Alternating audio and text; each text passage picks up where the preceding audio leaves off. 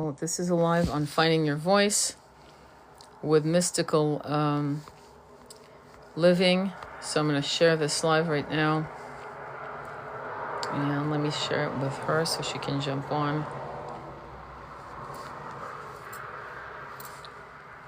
Hang on.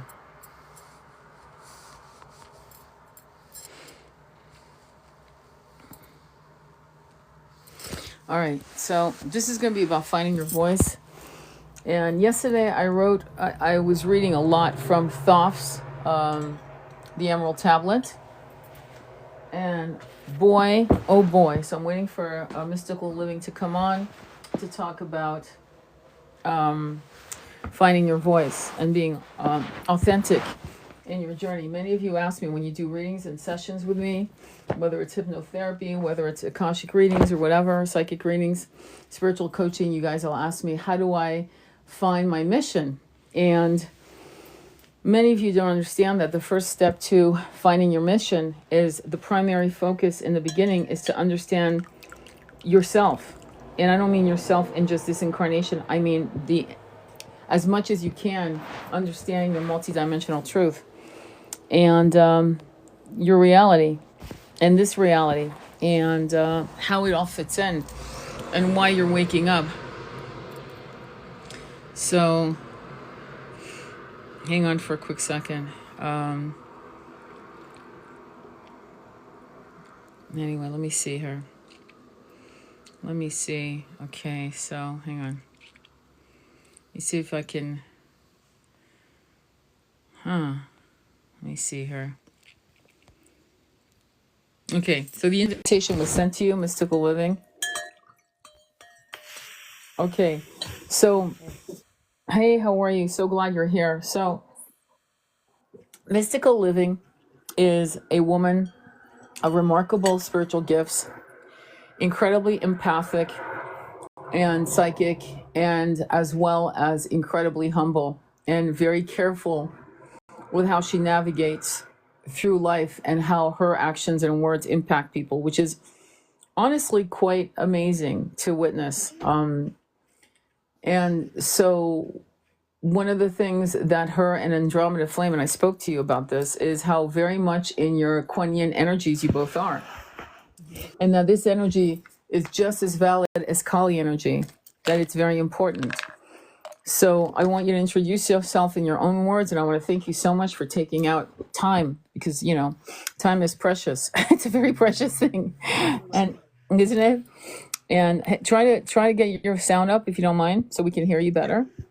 Let's see here. Is that a little better? Yeah, go all the way up. That's what I do. Yes, perfect. You sound beautiful.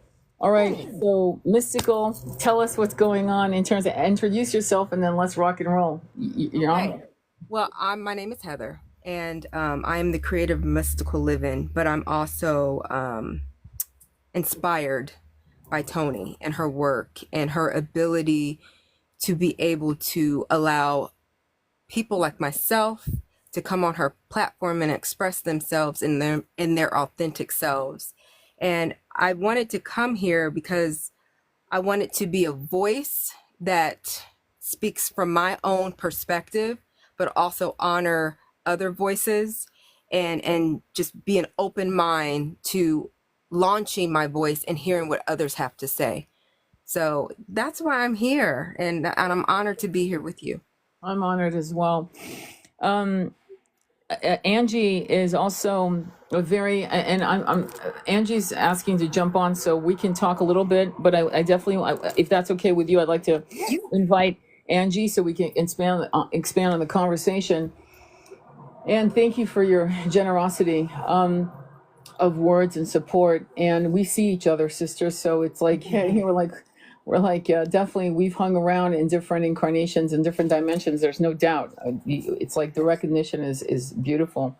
And I feel so blessed that many of our tribesmen and tribeswomen are coming to us, you know, from all over the world, including from the other side. But the subject that you wanted to really get into is how to find your voice. And so if you don't mind expanding on your energy on how you were able to harness that power to set yourself on the path to finding your voice? What was the beginnings of that journey about? Well, I think it stemmed from the pandemic. Honestly, I think a lot of us started to become aware of what was going on and how we needed to be an active voice in what we were seeing in front of us. And I and that dug into my journey of how do I be a presence in my own life? How do I be a presence in other people's life in a way that's impactful, powerful, and open to learning? So I went into a deep dive of learning, a deep dive of trying to figure out what my perspective is, and especially many women from from all over the world who have suffered from prosecution from speaking their voices. You Yep. know what I mean? Yep. And I'm here in this incarnation to say, you know what, I have a voice, I have something to say, and I want to share it with the world. Yeah. And you feel like, how did you find a place to be comfortable in making that statement, like a pact with yourself and the universe and the collective? How did that, like, what did you have to go through something that really just that settled you into that decision that that's it, I'm going to stand in my truth and the truth? Honestly, I remember I Yeah. was walking outside. It was 2020, and I was studying Vedic astrology. Mm-hmm. And I remember looking up at the stars while I'm listening to this Vedic teaching, and they said, when the sun is shining on you, it's a living being, it's an energy, it's speaking to you. And I thought, oh my gosh, if the stars can speak to me, then I need to speak back. Right on. And that's what amplified my ability to speak up and talk. Right on. That's beautiful. And it's funny that you said that, because that's exactly, I was reading excerpts from the Emerald Tablet, Thoth speaking his wisdom to us across the timelines and ages. And one of the things that he mentions is our understanding that Earth has a soul, that Earth is a living being. And not, I mean, we know that many of us connect with Pachamama, Bhumi, Gaia, Mother Earth. We talk to her as if we're talking to an auntie or an elder, right? But and so we feel that energy. That's why it heals us, right? But what's interesting is because it is so massive, gigantic. I mean, beyond the all, right? Meaning the eternal one, the one of 1,000 names. It's like we can't seem to wrap our heads around the fact that though it is not embodied in a humanoid form, right? In our soul level, in our comprehension, we can't understand that it is a living entity that has seen, right? And so this disconnect that we have is also why we're homesick. What are your thoughts on that? Yes, absolutely. Absolutely. I mean, think about the incarnations that we've had over millions of lifetimes. And I'm just going to say one quick, brief, small one. I remember being in Lyra and being amongst my peers and them saying, you can't do that. Mm-hmm. When the Lyra Wars were going on, and I know this is a deeper topic if we're going, it's a little woo-woo, but I'm thinking of when I started to shut my voice down. And it's from several lifetimes, right? Of being told that you can't speak up. This is not the right time for that. And now I'm here. Yeah. And speaking up, and saying what I need to say. Yeah. And this is something that we have trauma from that across the ages of these incarnations on this planet and other incarnations. In fact, I did an Akashik reading where that was they went against the elders, and the elders see, the problem is that we've had an issue as souls, as multidimensional light beings, who had elders in, like, what you would call a galactic council, but from a particular tribe, ascension beings from a different planet.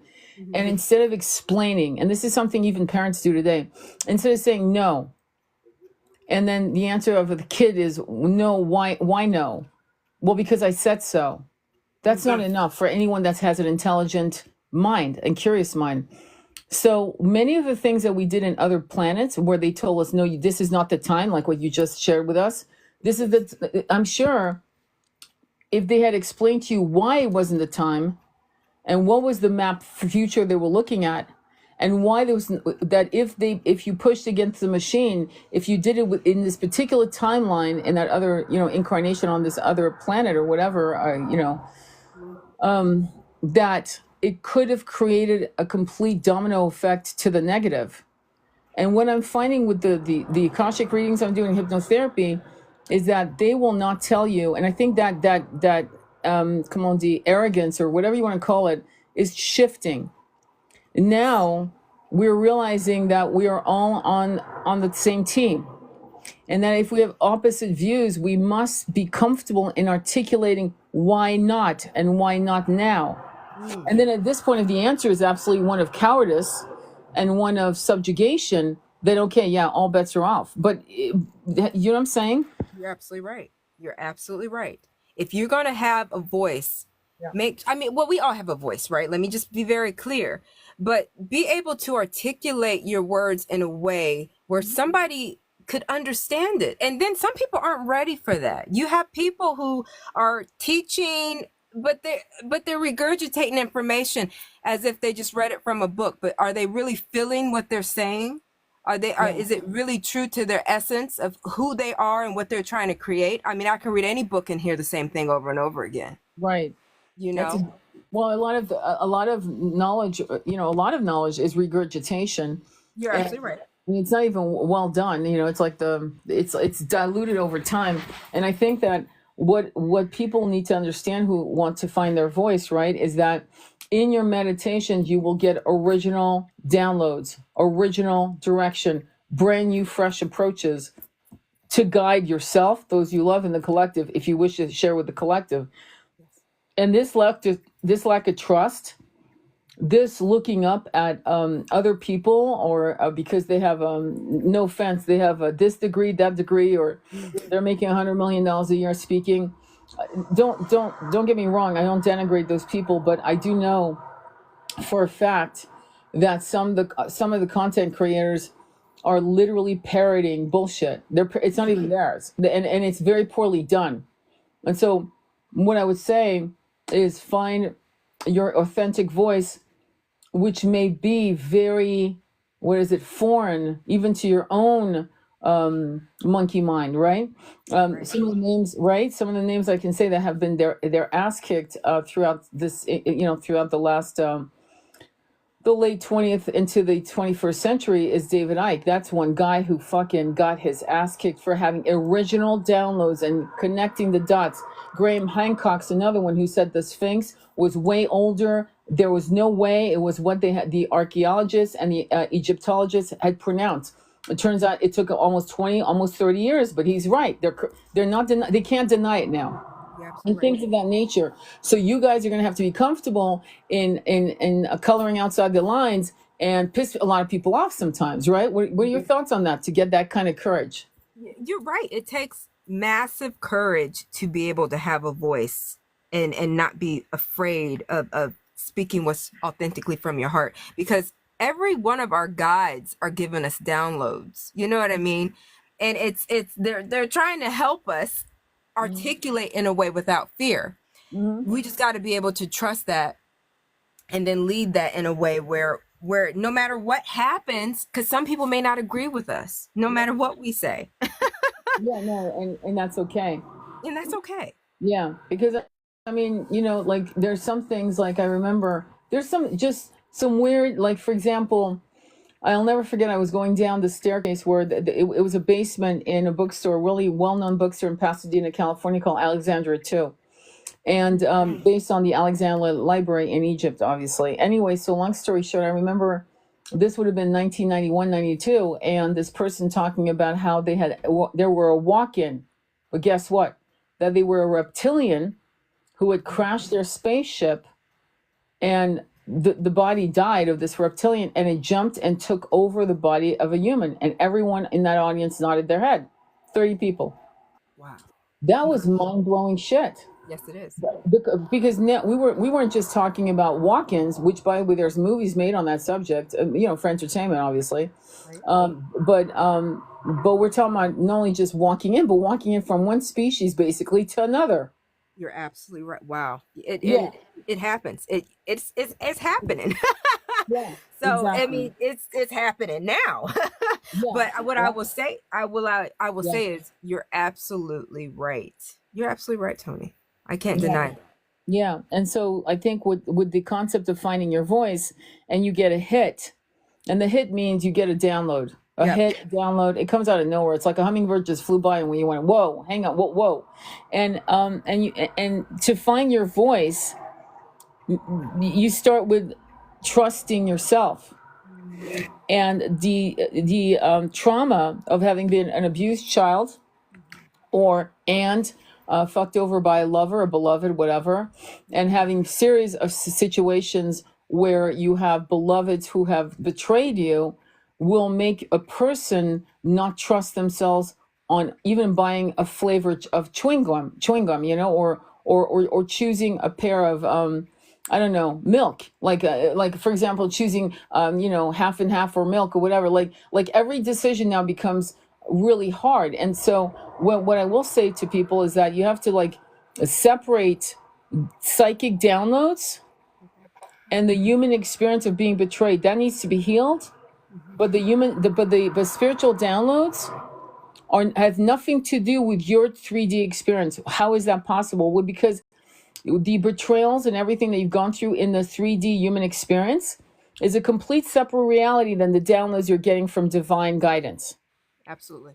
Yeah, right. And so if you could Absolutely. trust that, like if you're not good at math or whatever, you're not good at making decisions, you're not good at choosing men or women, okay, that's fine. But don't denigrate, don't separate those two concepts of thought and finding your voice. You can have a Yes. completely fucked up life and be an absolute brilliant psychic. You know what I True. mean? Right? Absolutely. Yeah. Absolutely. And then that's why they say you have to find that center. You have to be able to you have to figure out what it is for you to get out of the monkey mind, Yeah. get out of the 3D world that you're in, and climb into your higher self to be able to articulate that higher message, because there's a reason why you've gone through those things, right? Yeah, exactly. You know, not everybody know. I mean, you don't know when you're in the 3D body, but there's a reason why certain things are happening. Maybe there's a soul contract that you're going through, why you're dealing with these certain circumstances. But in the end of the day, you have to be able to connect to your higher self, your guides, your guards, Yeah. your downloads, in order to relay your message, for sure. Yeah. And you have to trust. In other Yes. words, these messages, right, wouldn't be coming to you unless you were capable of delivering the message. It's like, I'm not going to give a letter, a FedEx letter, to a 2-year-old. This little entity, I don't care if the soul is old and ancient, this little 2-year-old cannot deliver my Federal Express envelope anywhere. Okay. I'm going to deliver it to a certain adult who is hired by FedEx, right? So Right. similarly, when you have a download of a message to deliver, there are two things you need to do responsibly. One, make sure it's not a corrupted download. Mm. And this is when you sometimes get downloads from nefarious energies, and this is a real thing. Okay, it's not woohoo bullshit. It's known. And then you have to, then once you know it's a pure download, a divine download, then your responsibility is to deliver the message. And who are you to hold on to that envelope? In this case, the message for the collective. And that's something a lot of people struggle with, because they're so worried about how they're going to look to other people, Yes. Hmm. that and yet we've had the histories of our ages as humans on this planet has shown us how messengers always get the short end of the stick. So it's not like you don't know what's to come. The question is, do you have the courage to lean into that challenge and to be responsible in delivering the messages? Yeah, What I are your mean, thoughts on that? that's a lot of the reason why we're all here now in Yeah, this incarnation, right. is to do exactly what you said. Be able to practice discernment Mm-hmm. between corrupted downloads and your truth. And there's many different ways.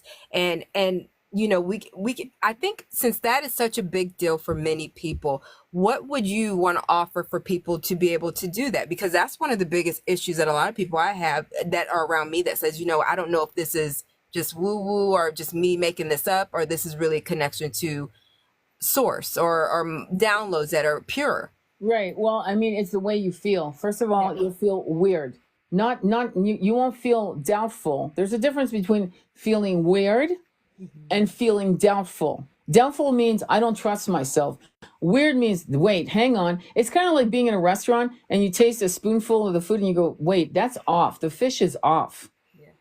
And it feels like, and you know, and yet like a fool, you keep eating and you get food poisoning, right? So that happens, right? And so similarly, that's what happens in a corrupted download.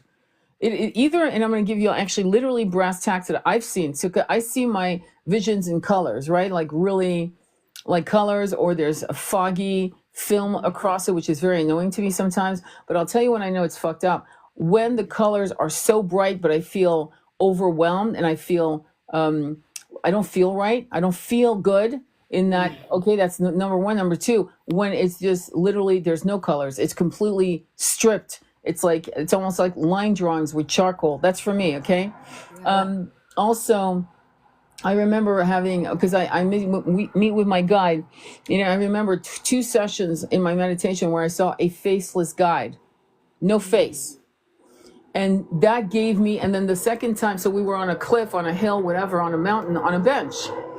And I was like, this feels wrong. And then the second time, the colors were massively bright, and the ceiling of the sky felt like it was on me, like I was in a coffin. And that's when I went, yeah, this is bullshit. And I pulled out. I immediately pulled out of the session with my, you know, right? Yes, because you knew. Yep. I knew. And so I saged and I did what I needed to do. So my point is, when you hear content creators talking about the end of the world and the apocalyptic world ending, that, you know, everyone is so excited to fucking experience. Why? I don't have an idea. But what you say, you create, right? And people are going, oh my God, thank God you're finally telling me what I've always known. Always known. That's not how it plays. Because if you know that you are an immortal soul and you go from one reality and dimension to another, there is no such thing as an apocalypse. You know, there's no such. You're absolutely right. You're bridging, right? You're right. Well, what are your thoughts? Have you ever gotten corrupted downloads that gave you the heebie-jeebies? Like you were like, oh no. Well, yeah, I think it's that it happens to me within my stomach. I'll get like this, this pang, this, you know, and it always happens in my solar plex area where I'm like, okay, something's off. Or just the energy that surrounds the whole, I can just get like a wave of energy of chills down my back. That's just like, doesn't feel right. Right. And that's how I know, okay, something's not right. Even if it's the message, something is not right for me, right? Yeah. Well, if it's not right for you, it's most likely not right for me either. And I'll tell you why. Exactly. Yeah. Exactly. For most people. People. Right. Because we can all agree that what we want in the earth is pretty much similar. It's really extraordinary. You're absolutely right. Right? We're like totally as a collective wanting something that is no war, no famine, and no genome, abundance for all. And we remember that frequency on this very planet before the 1% really took hold. Before that happened. So I think that most of you have to realize that when you listen to some of these content creators, and they're out there, you know, they got a little tattoos here and there, and they got a little fucking crowns and shit like that. And it's like bindis and all kinds of crap. And you figure, oh my God, they must know something I don't. And it's funny too, because I was pointing this out with a friend of mine. I was saying, have you noticed that all the people who really know their shit wear regular clothes, and they're not pandering to this new age idea of what a fucking psychic, mystical person looks like? When none of us are wearing bindis on it. Well, no, I do actually, for the hell of it. I do wear a bindi, but that's for me. But on the side note, but I'm certainly not, you know, going kumbaya, or I'm such soft spoken, and I'm so like connected to God, and I'm just so, if you notice all the real heavy hitters, they look like you'd never know in a million years who they are if you looked into their eyes, right? Never. You would never, because they don't need to put on the show to be who they are. Yeah. I just am. I don't need to follow the stereotypical, you know, I wear crystals, but you know, I'm a normal looking person. Right. No, you wouldn't know. No, you wouldn't know. But what people are attracted to, I bet you have that also, is that people will make eye contact with you. Have you noticed? They'll make eye contact because they see something's different. And what is that from? It's from the aura. It's from the working on the chakras. It's from that energy. In fact, our auras can go out to 20 miles, 100 miles, right? So Some of us have these auras that are really, really powerful, for the simple reason of it does a collective clearing and upgrading, believe it or not. Okay, it's like a quartz crystal in a room, and you know and I know how powerful some of these quartz crystals are that you've saged and you placed in the room, and you feel its vibrating energy. You know, it feels good, right? Well, similarly, that's how some of us are. Some of you are also, by the way. Mm-hmm. You're And absolutely right, and the problem is you don't feel, I don't know, it's the confidence, and there's a difference between confidence and arrogance. Arrogance is fake it till you make it. You know, you're swaggering into, a room trying to take control. And confidence is, I have a message, sister, and you have a message, and I can't wait to hear your message, and let's have fun following thoughts like a tennis match. And it's a very nice and smooth energy. No one's trying to outdo the other. And that energy of it's an inner, I would say, almost a level of peace. Would you say that, in terms of, right? I may not look great in a bikini, but I know that I'm solid as a spiritual soul on my yes. path in the ascension. That's the key. Yes, and most people are normally drawn to you. Just want to talk to you, want to be around. You're absolutely right. I get that a lot. Just come to me with any of their concerns. It's just kind of like the hub of light that they come to. Yeah. And it could be, and that's another thing, as a person who speaks their voice and have this aura, it can actually, you have to protect yourself in a way too, because a lot of energy can come at you so quickly Yeah. that you're like, okay, I need some boundaries here. Yeah. I have a voice, but I still need boundaries. Yes, I'm with you on that. And the other thing is, when your energy starts really raising, where it becomes magnificent, and you might not see it with the naked eye, but there's something scintillating and shimmering. Unfortunately, and this is a test, and I know I went through that, and I've mentioned in other lives, but you will get, quote unquote, attacked. Like, literally, like somebody will get in your face that really feels massively uncomfortable with you, trying to deconstruct your power, or to harness it, or to shame it, or suppress it.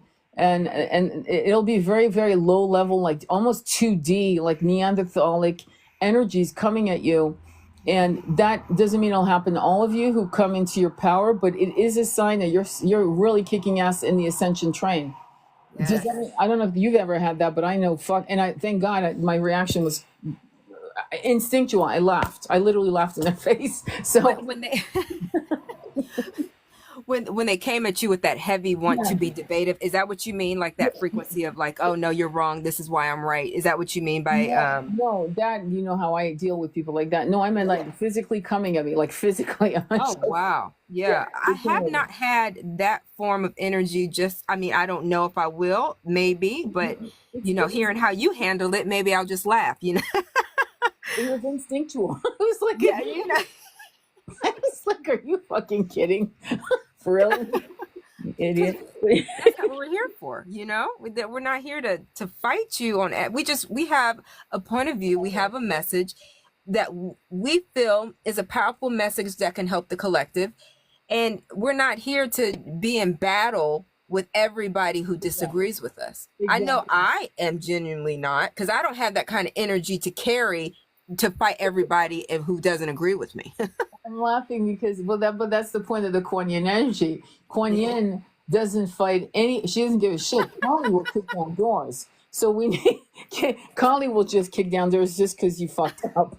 Whereas Kuan Yin will laugh and walk away. It's like you gotta be careful, because when you have these kinds of energies of power, they're here to help the collective in their ascension journey, and they are here. Many of us come from the multiple waves of volunteers that Dolores Cannon mentioned, and that was mentioned many centuries back. I mean, millennials. But what I'm going to say to you is, when I was reading the Emerald Tablet, Thoth, and what he says, in terms of everything you've ever heard about self-love, which I got in my message with the grandmother medicine, right? On my journey, my last journey with her.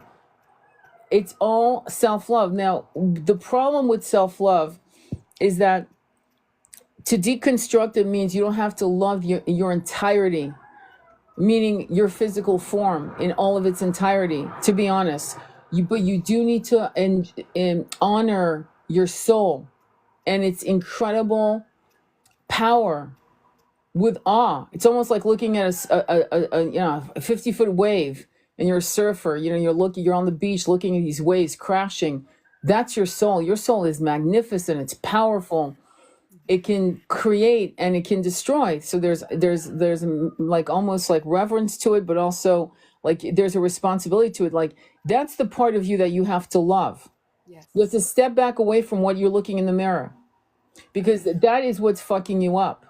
Because this is a temporary, it's like saying, I really don't like my bedroom right now. Well, fuck, we can slap some paint on it and put some curtains up. You know what I mean? That's not the end of the world. The end of what we want in this room is it the right vibration of this room? Should we sage it? Should we clear it and cleanse it and put crystals in this room so that it feels more in tune with your energy? And similarly, that's what these temporary bodies are. It's like, how do you want to adore it and adorn it? How do you want to decorate it? How do you want to take care of it? But it's a temporary vessel, right? And what you really need to learn how to love is something that's inside of you that's always been and has traveled. You got to fucking respect this. You are nomads. I'm a nomad. You're a nomad. We're all nomads going from one incarnation to one body to now. Oh my God, now I have blonde hair. Oh my God, now I have red hair. Oh my God, look, I have this beautiful dark chocolate skin. Oh my God, I'm so excited. It's almost like, it's fantastic. And if you could just learn how to love that and not and don't get locked in and loaded into what you look like, you will achieve self-love in its purest form, and the ascension is upon you. And then after that, you'll learn, oh my God, I have pretty hands, I have pretty feet. What the fuck? You know what I'm saying? Does that make sense? And it does. And I think as you age, you come to terms with that. Because you say that to a younger woman in her 20s or 30, she may not agree. She's like, well, no, you know what I mean? It's just, I think with maturity, there is this light of, you know what? I have to love myself regardless of how this physical form transforms, because I am a soul in a body. This is not who I am. This does not make up everything about me. So I have to love what's in the body, my soul. You know what I mean? Yep. Because it's going to transform. And that's with age, there does come wisdom. And I love that you said that, because that needs to be shared. Yeah, I think that's the key. That's, in fact, all of you, that's your work, especially young women. Yes. Young men. And the pressures of looking a certain way is really the last distraction you want to even figure. Just be healthy. That's the most important thing. Ask yourself, can I climb? If I wanted to hike in Nepal, do I have the power to do that if I wanted to? If the answer is no, then be strong so you can. In other words, ask yourself, what do I want to physically experience? Do I want to go horseback riding? Do I want to jump off a small cliff? Because I have a thing for heights. A small cliff into the waters. Well, then in that case, you need to do whatever it takes to get back to that power. But aside from that, the rest is adornment. It's again, and I think once young people, especially young people, when you use the mirror, there's a trick actually you might want to do. I'm gonna tell you this trick. I did it back in New York in like 1977 or 78, and we only did it once because it scared the shit out of us. But it's a good trick, and I'll tell you what it is. So you go into you find a place that has absolutely no windows. Typically, apartments in bathrooms in apartments typically have no windows. Typically, I'm not saying it is. But if you do have a window, try to cover it up really well. Fine, or go into a closet. Be careful though. And with a mirror right in front of you, you're gonna put a candle of not a votive, like a pillar candle or a tapered candle, right, for dinner. You know those calandras. So a candle, right, height. You light it, and then you do eye gazing with yourself. And if you do it for a while, you will see your faces change like that. You'll see all your incarnations come through, like boom, boom, boom, boom. Incredible. And I did it, and then my brother did it.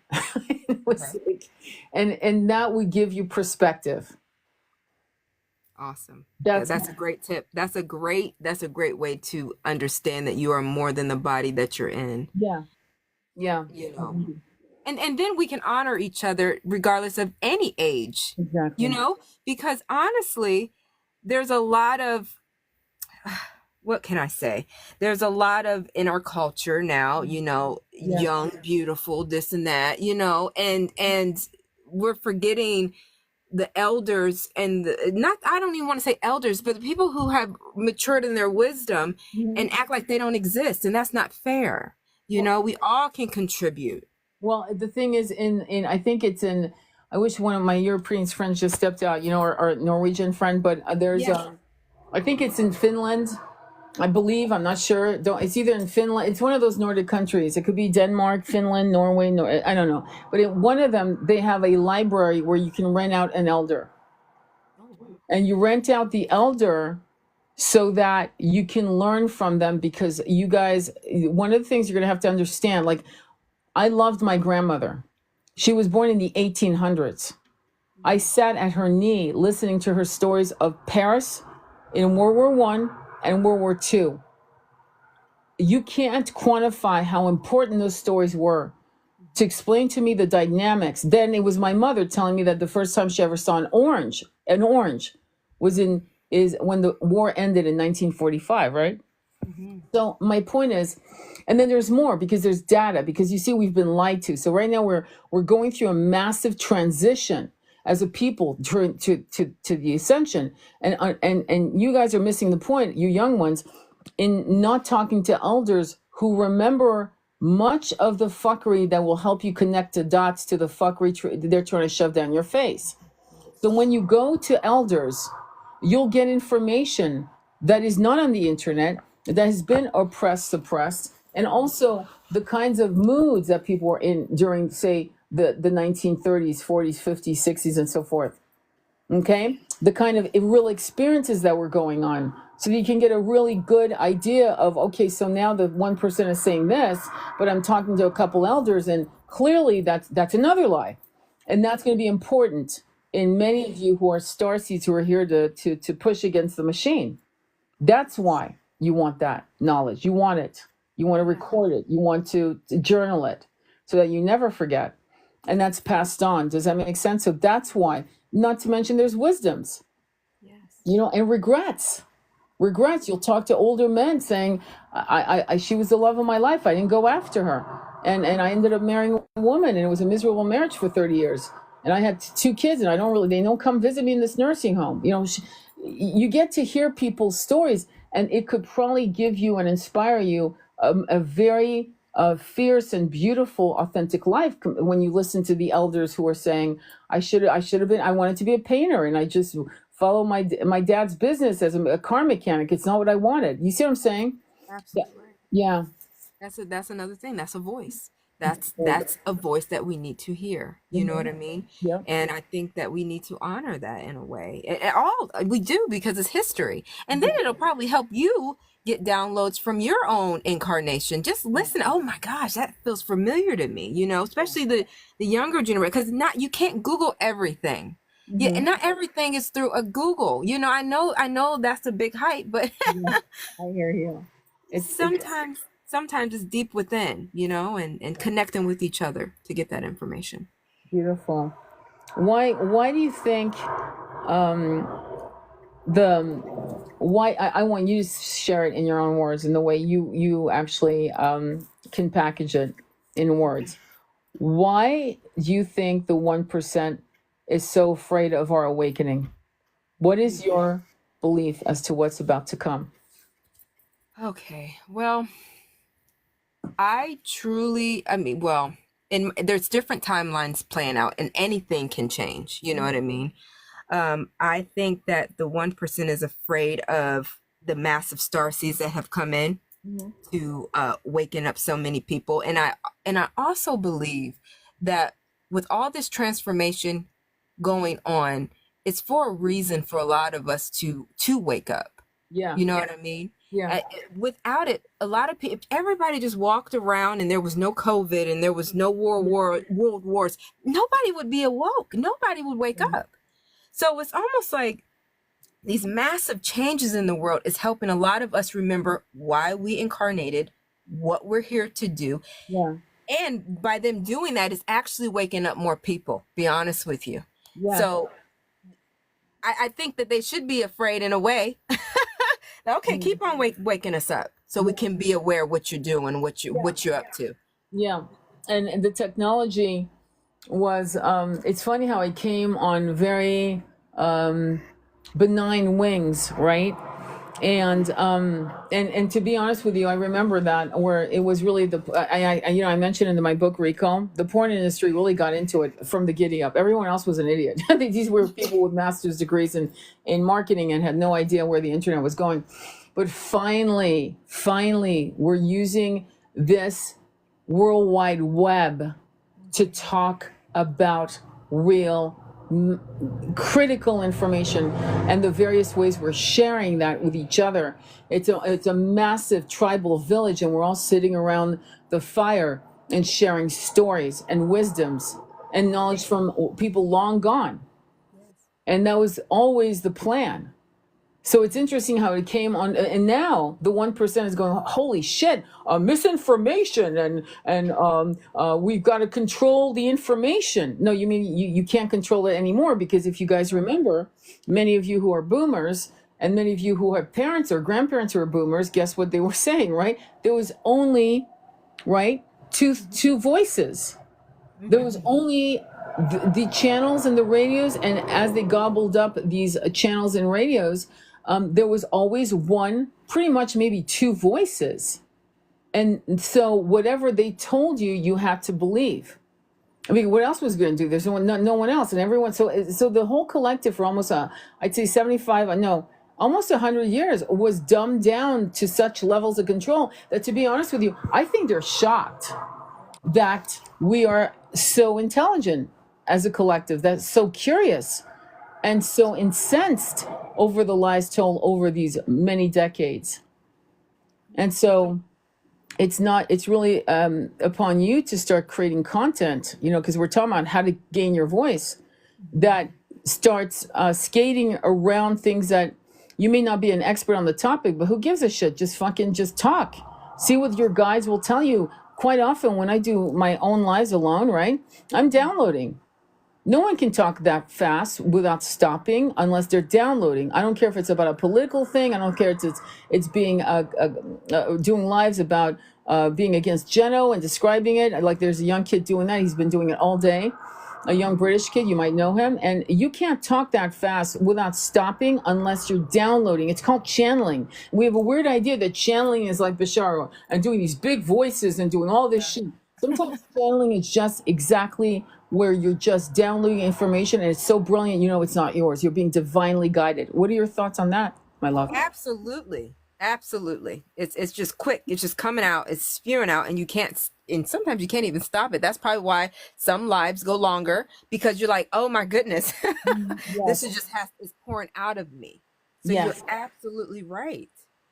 It's important for you guys to realize. So the concept of channeling, I think, started coming out in the 1960s, which one of the first channelers was, her name was, I think it's Shelley, but she channels Theo, right? And yeah, there's an altered state of consciousness. Don't get me wrong, I get it. We understand that, okay? Bashar is an altered state. Lee Harris is an altered state. We know this. But there's another form of channeling. And that is not as overt, making these voices and doing that. It is, you are the throat chakra that's being used to deliver a message through higher beings. Period. End of story. You just didn't have to go into a trance to get there. Absolutely. And that's something you guys are going to have to understand. When I see people channeling, this is called discernment. Again, in finding your voice and also hearing the right voices, because there's such a thing, is that some people are channeling and they're not channeling higher dimensional light beings. They are channeling reptilians. Yes. And throw in some nuggets of gold, because what's the devil going to do? Give you just vinegar? No, there's going to be some nectar. That's just common sense. But if you listen to guys like Lee Harris, it's always nectar. There's never any weird ass shit coming out and you're like, wait, hang on, where did that come from? Right. It's always nectar. Do you see what I'm saying? That's when you know that you're listening to a right source. because they're not here to scare you, harm you, or threaten you, or belittle you, or bully you. And I've seen some channelers that do that, and that's not channeling the right energy. And again, that's you determining your voice, You're absolutely right. right? Yeah, and you have to be able to know, because some of these beings, these people who are channeling don't know that that's what's happening to them. They really do not know. I agree. And that's when you say that you have to be able to determine what's truth versus what's being manipulated with your energy. And especially now, the veil is very thin. It's very, very thin. And as we go in deeper into this ascension, it's going to get thinner. So you have to put up certain measures of how to know what's true and what's just messing with your energy. Yes. And it will come. You'll be tested. You'll think it's benign. I remember I had something that came to me actually recently, 2 weeks ago, and the first thing I did it fell off. Here's why it felt off: because instead of crying with joy, you know how you cry with joy when you're having a vision. It's always joyous, and your heart is exploding with gratitude. Okay, instead it felt like massive. Like, wait, hang on. This is not what I wanted to do. This is not what I agreed to do. So the first person I called was my twin, who's on the other side. The second person I called was my, husband, who's on the other side as well. And finally, I spoke to my son, and because and all of them agreed, no, this is not it. And I was like, wait, like a midstream of my meditation, where this message was coming to me, and I realized that they had stealthily stepped into my meditation and were trying to drag me back into a cycle. And I was like, no, that's not what the deal was. This is not, in fact, no. Subsequently, a week and a half, almost 10 days later, the next vision I had to share it. See, this is what I mean, because it's really important to understand what is your voice, how do you bring your voice, and how you discern. So the next vision I had, where I literally appeared in front of the Galactic Council, hand in hand with my twin. And I won't go into this, but it was good. In fact, it was massively good. And I was crying in gratitude. And they were congratulating us. They were basically saying, you did it. So, and I won't get into more details because it's private. It's my own thing. But what I will say to you is, you see the contrast of what just happened? Like, so this is something that you don't have to worry about.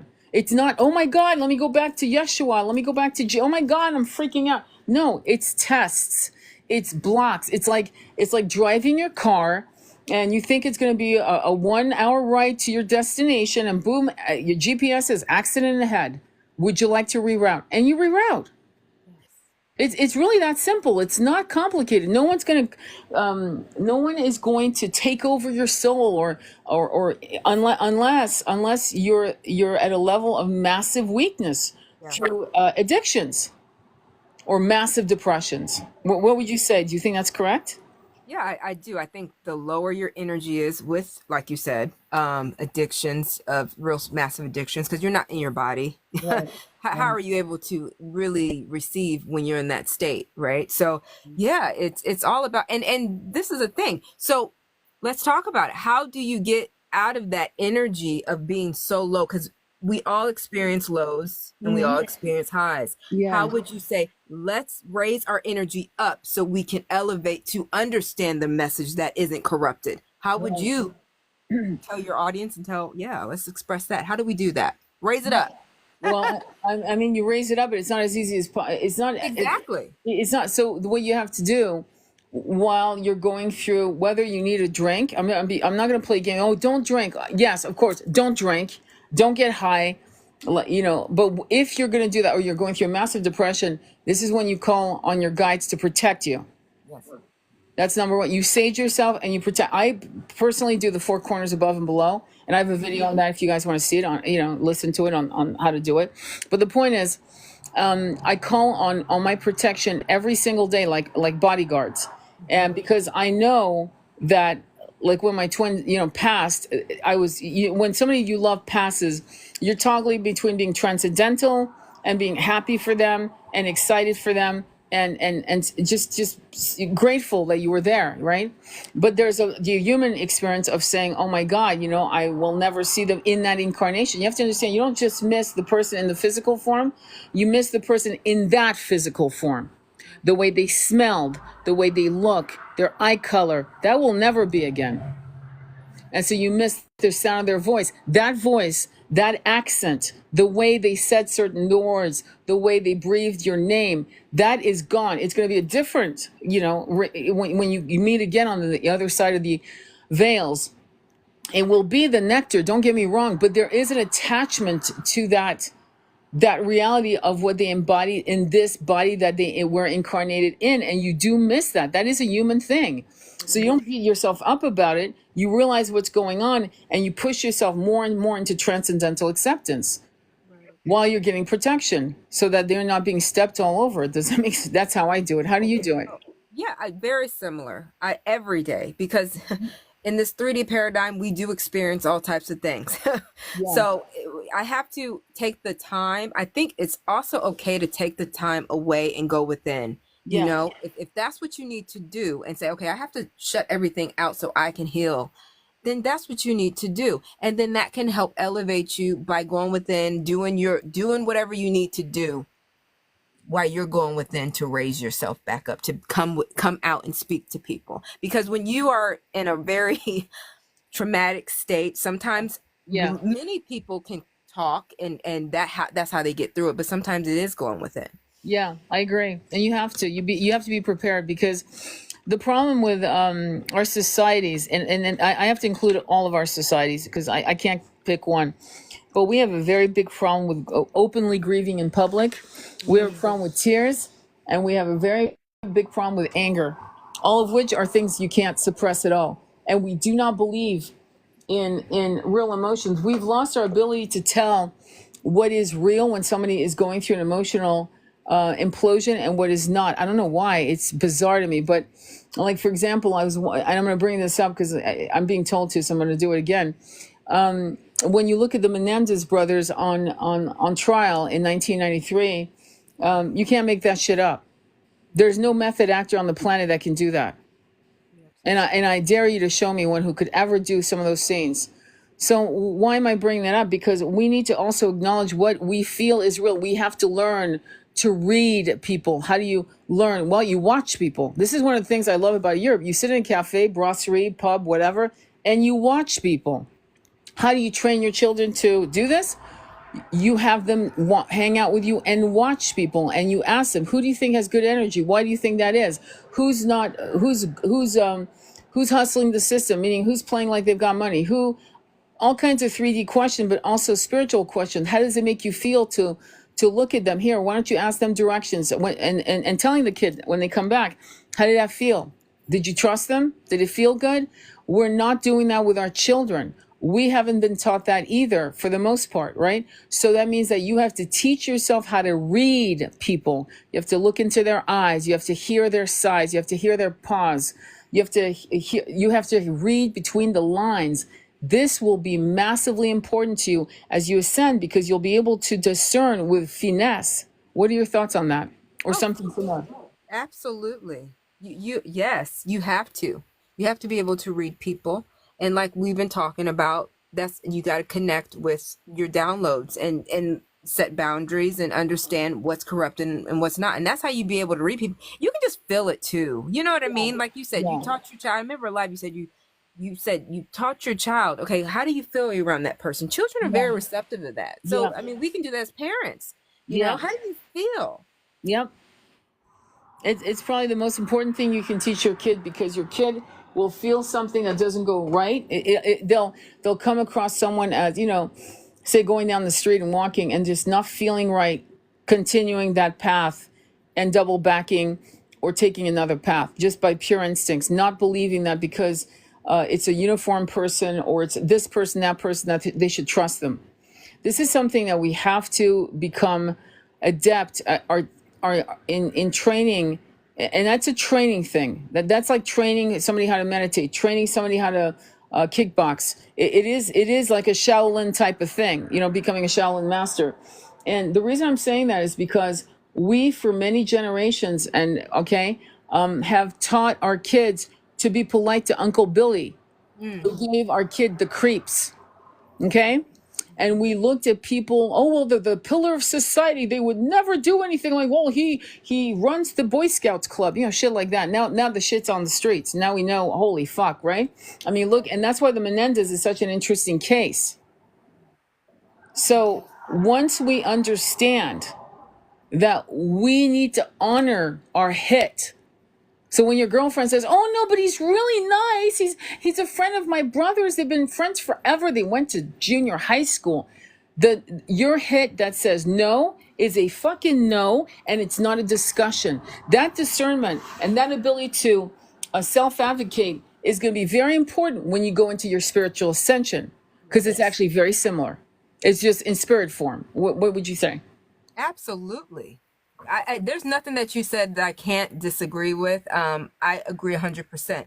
You, it is. Yeah. It's very important. And like you said, you will get tested in life. I mean, hey, and these tests are to help you elevate and to help you ascend. So you shouldn't be fearful of the tests. It's just, do some studying a little bit so you can know when these tests come up. You can, you got to do the homework. You just can't just go through life without doing the work. And that's why you always talk about the chakras. That's a part of the doing the work. The meditation, that's a part of the doing the work. So you can, when you get these tests in life, which you'll be able to pass them a little more easier than somebody who did not do any of these things. Yeah, that's why you got people running back to, no offense, I love Yeshua. I honor Yeshua. I've seen Yeshua in many of my visions, Yeshua and Mary Magdalene. But when I say Jesus, understand what I mean. The old, dusty, orthodox, dogmatic bullshit that Constantine created with his bishops. So they run back to Jesus. Oh my God, it's the devil. Tarot is the devil. It's all devil.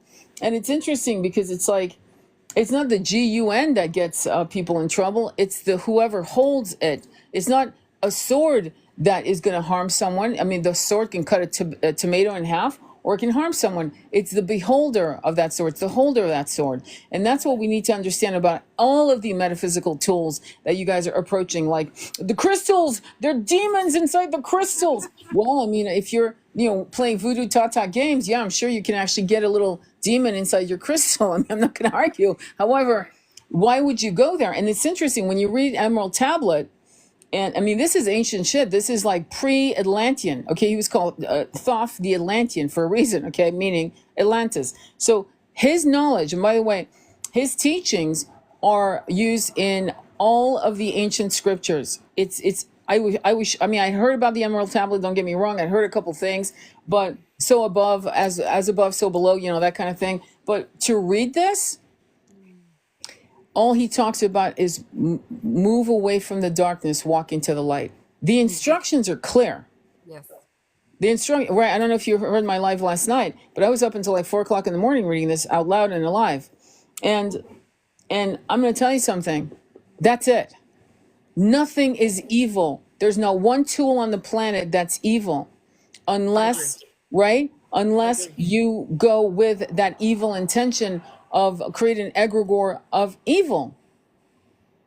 And do we have a lot of these people on the planet? Yes, David Icke's been talking about that for decades and laughed about it. What are your... Well, I agree. Nothing is evil, but there are people who are experiencing things that feel like evil, right? So then you have people who do shamanic journeys for people. We have people with tools to help people out of those situations. Wouldn't you agree? That do feel like, okay, there is some energy in my home that doesn't feel well. Oh no, absolutely. I did. I told this woman, listen, I'm not a Ghostbuster, but okay, I'll walk you through it, and it did work. Because I mean, I'm not, I love the movies, but I wasn't that. But yeah, it's not difficult to get rid of these entities. Half the time, these entities are actually lost.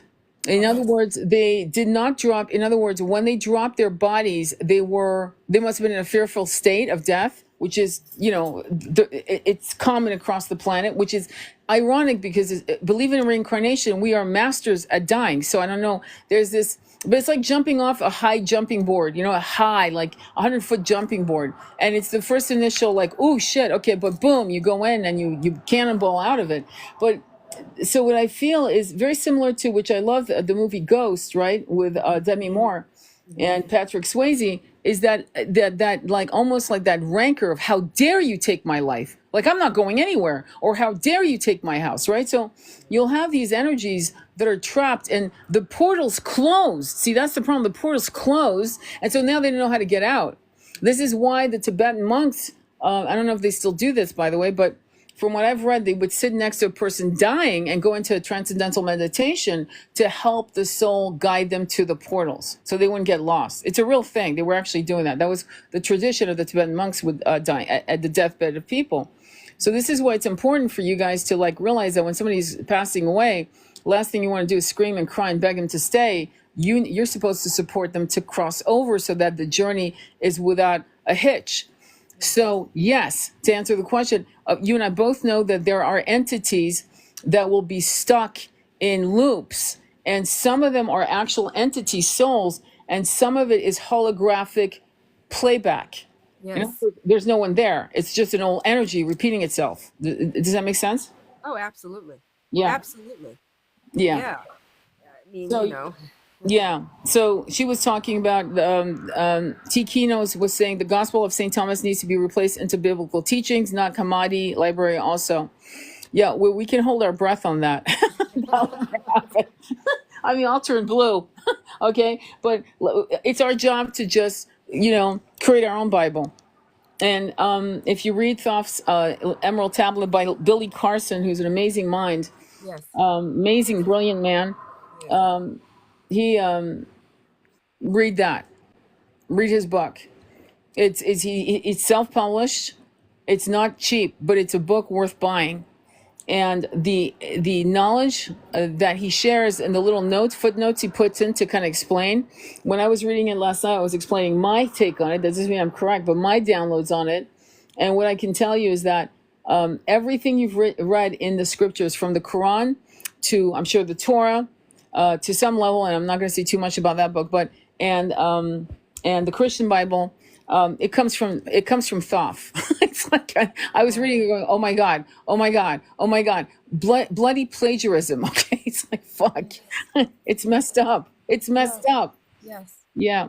And a lot of it's rewritten in ways that honors the writer, know. Yeah. They omitted stuff so you wouldn't know, so that's a very complicated thing that a lot of people don't understand at times. They don't understand. Like, I'm going to give you real quick, it's chapter 9. It says the 7 lords, Emerald Tablet 7. You are more powerful than you even know. They fear the day you discover it. Forbidden knowledge, right? That's Billy Carson. And I'm really promoting him because for a while there, I didn't like the look of his eyes at all. They were dead, flat, deadpan. I was like, what the hell? And finally, I think he met his twin ray, honestly. And when I look at them together, they really bounce off each other and they're perfect, with each other. Now suddenly he's becoming very, like, he's relaxed, and he's relaxed in what he's saying. And he's relaxed in being the voice, and he doesn't give a fuck. But before, whether people believe him or not, whereas before, I feel like he was like self-protective. He was armored because of probably how he was treated with what he was discovering. This is the same with Freddie Silva, who his books are incredible. He offers tours to Egypt, which I highly recommend. But good luck. It's a 3-year waiting list now because of what he does. And these are all what I call Graham Hancock. These are all what I call spiritual archaeologists, excavationists. They're rewriting what these absolute, no offense, I'm going to say it, losers in the 19th century, the Egyptologists and the archaeologists who had a racial bias, I'm just going to say it, and who wrote data and information based on their religious bias. This is why I never liked Edgar Cayce. Never. Yeah. Because it smacked of racism. Yeah. Because I know for a fact that many of the star seeds from other planets. And I know this from fact from hypnotherapy sessions with my clients and Akashic readings, that many of these ancient sentient beings who are humanoid, that you would recognize as humanoid, with differences of skin color, and meaning what I mean by skin color, what I mean is like just recently I had two different people, completely different, where the skin color, there was aquiline features, and the skin color like the black. You know how you have the black that looks like tattoo black. You know how people tattoo their whole skin black. So it was a velvet matte black. That was the color of those people. There was another race I just did yesterday, and those people were like, how pinto horses, black and white, look like that. It wasn't vitiligo. It was literally black, like black as velvet, into a creamy white, and it was like pattern and geometric patterns on their skin. That's how they looked. Okay, so the fact that I'm seeing that for other clients in their hypnotherapy session, Akashic readings, and yet Edgar Hello? downloading Nordics. Yeah, can you hear me? Yeah, I hear you now. Can you hear me? Yes. Yeah. The fact that it was only the Nordics that he was downloading was very biased. And it's not accurate. There's also another race that I personally have connected to, and it's a race of people who are redheads. And I didn't know this. There's a connection. I'm not going to bore you guys with that, but following the trail from the age of 3 years old, when I was connecting with a redheaded race of people with very pale skin, and I found out later in the last 2 years, there's actually on another planet a red race of people, redheaded. But there's also multiracial and biracial and hybrids.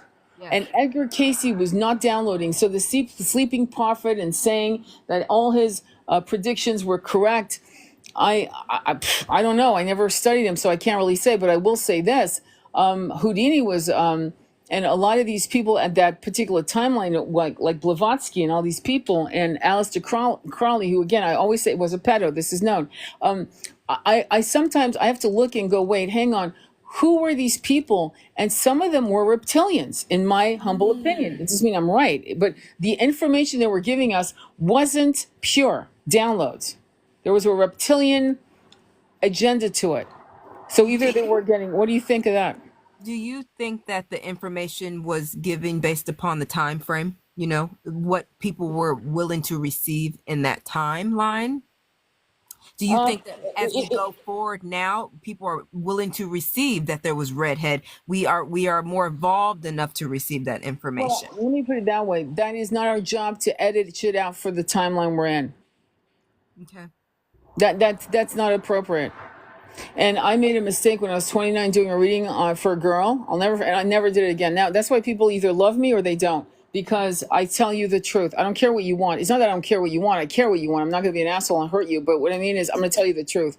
So what I found is that if you're going to be a psychic that downloads, it is your responsibility to deliver the message in its entirety.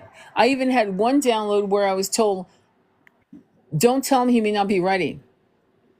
And I said to them, I'm telling him. Okay, fine, tell him. And I said to the client, they told me not to tell you because you might be not ready, but I'm going to tell you anyway, and you better be ready. And so it's a responsibility. You can't sugarcoat it, and you cannot, oh, well, they're not ready for this truth, so I'm just going to. That is actually why we have suffered for 100 years more than we should have, because people were doing that. And people were out to make money. Every name I just mentioned was hustling money from the 1%, with their little seances and their little bullshit, right? I mean, we know this. We know that all of them, right?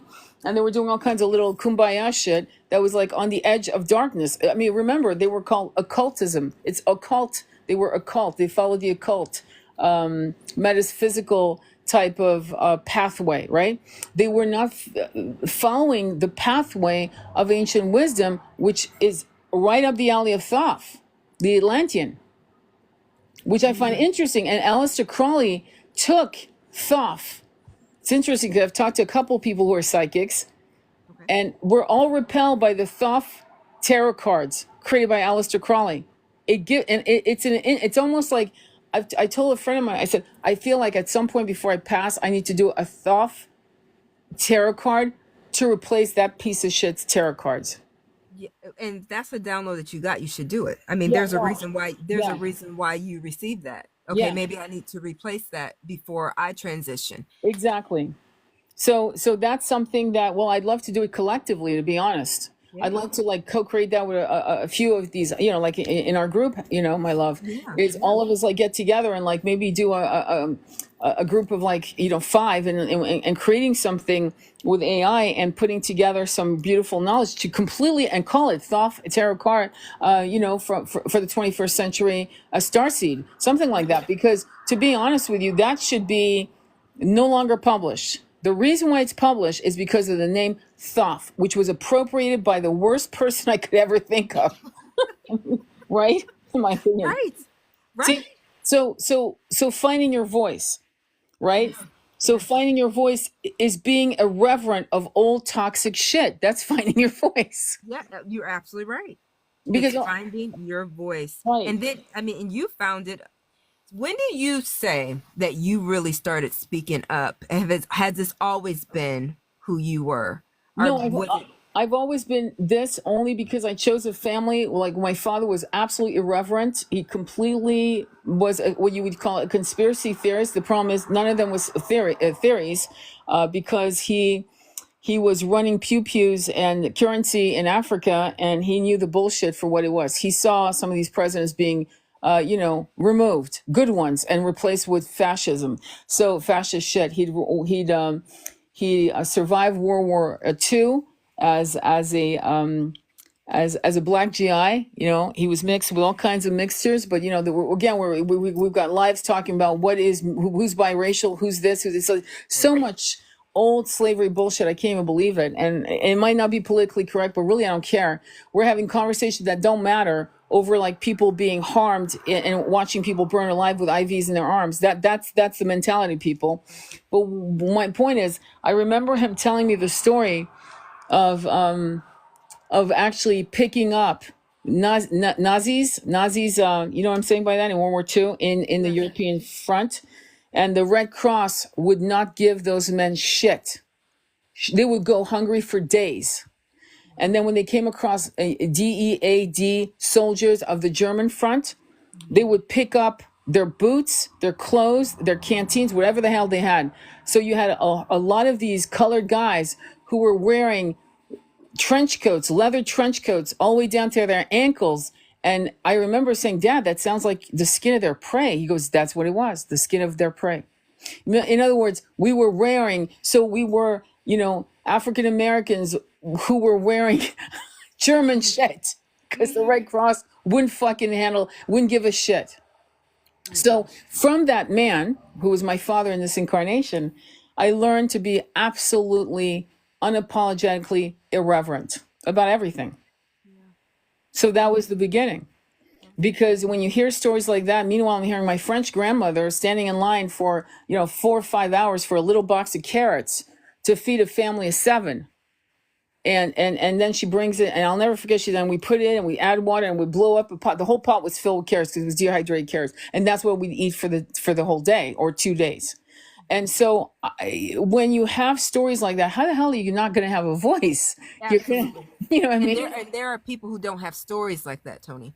So there are people who don't have family to be, and so then they have to find their own way to have a voice without the richness that you've grown up with. Well, It's not. yeah. Well, but the thing is, you know what? Everyone has some.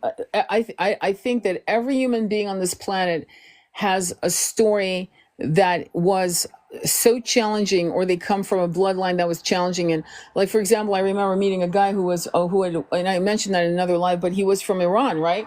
And he was such a good soul, such a good man, such a good man. He was like in his 30s, and this is when we were invading Iran, and he in the 80s, and he somehow laid down his arms, was taken in custody by the U.S. Soldiers, and somehow was shipped to Germany and learned German, and then came to America, learned how to code programming.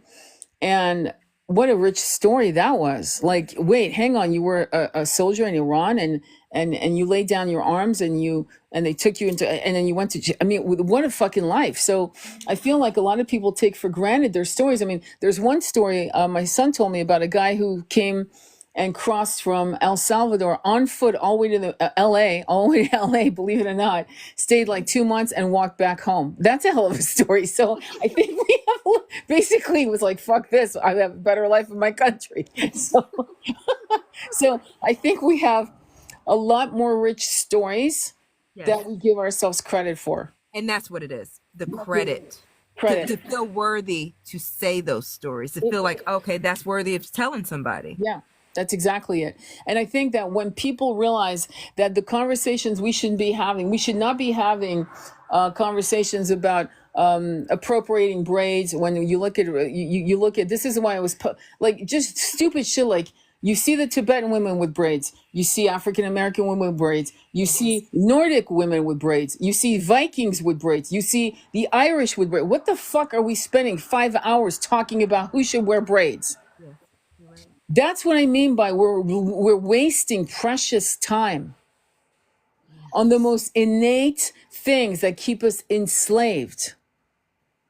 And who's black and who's white. Now, I will say, and this is completely going off track, I will say that when somebody appropriates and says they're one race over another, like there was a woman who, I'm not even going to talk about Kamala because that's Candace Owens, like owned that one, but I'm going to go right into this woman, I forgot her name, who was Caucasian, and she was the president of NAACP, and she was posing as a woman of mixed race. Oh, I know exactly what you're talking about. Yeah, I know what you're talking about. And yeah.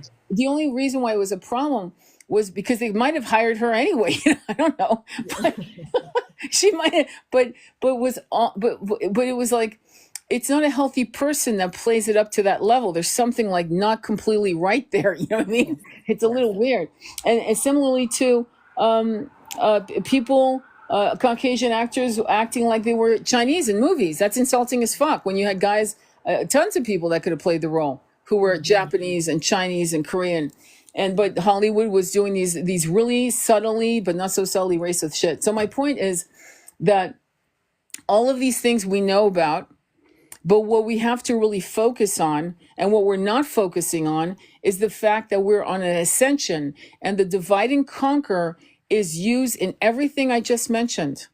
Everything I just mentioned. Spending hours on who should wear a braid, spending hours on who's biracial. I'm seeing a slide where every day for 7 hours. Biracial, like really? Why?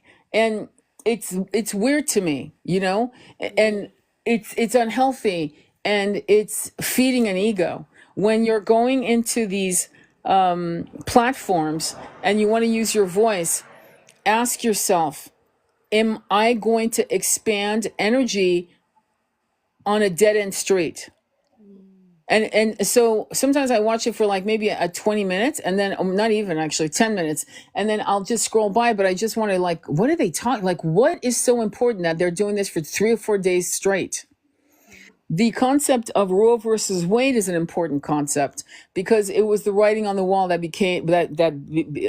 showed us where we're sitting on today, where women are literally dying because doctors are terrified of performing a D&C on a miscarriage. So that is a concern. That is something worth talking about for 3 hours. Does that mean we're talking about somebody's very life? Yeah. But we have to kind of like discern, and I'm realizing that a lot of us, not you guys who are listening, or else you wouldn't be here, obviously, but many people who are listening to the dancing girls and the rhetoric that the 1% has finessed in dividing and conquering us. And part of the aspect of this is the ability to muzzle our voices by making us uncomfortable in originating things that will blow people's arguments in the water on the spot. And many of you have those gifts, and you know who you are, and you're not doing it because you're afraid. And some of this fear comes from being burned at the stake. Some of it is right, fighting for many of you were like fighting for the Bible to be translated from Latin into the common language. And boy, they put those people on the rack. Okay, this went on for fucking years. Yeah. And so no, of course you're afraid. Of course. And then there are people that have a history of the Native Americans being beaten not to speak their language. You've got Africans that came onto slave ships who came here who were Muslim, who were told not to pray and not to read or to write in Islamic. They could. And many of them also who weren't Muslim were told not to speak their language or to pray to their gods, and beaten, and many to death. So, so you have the reverberation, right, of these past life memories that muzzle you, and the reason why you need to excavate yourself massively with a ferocity. Compassion, but ferocity. Like bullshit. I'm fucking gonna speak my voice. I don't care what it takes. But before July of 2025, I'll be speaking on platforms. I will create content that will shake people's fucking thought process. I will decalcify people's clunky thinking. Right. That's why your voice is important. So right. What are your thoughts about the average person's inability to wake up?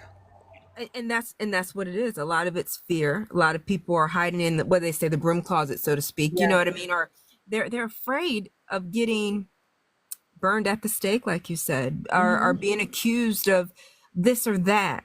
It's a lot of fear, and you have to get above the fear in order to speak your, be here for your purpose. You know what I mean? Because we all have a purpose. And if you are too fearful to be in your purpose, you'll miss that chance. And then you might have to redo it again. You'll definitely do it again, because what will happen is it'll be a betrayal to yourself. Fear cannot allow, the gates of fear will corral you inside, and you, it's not that you're a bad person, is that the frequency of fear does not exist in 560. It doesn't. So you will not ascend. Not because you're bad, but because you're fear filled. That's the problem people have to understand.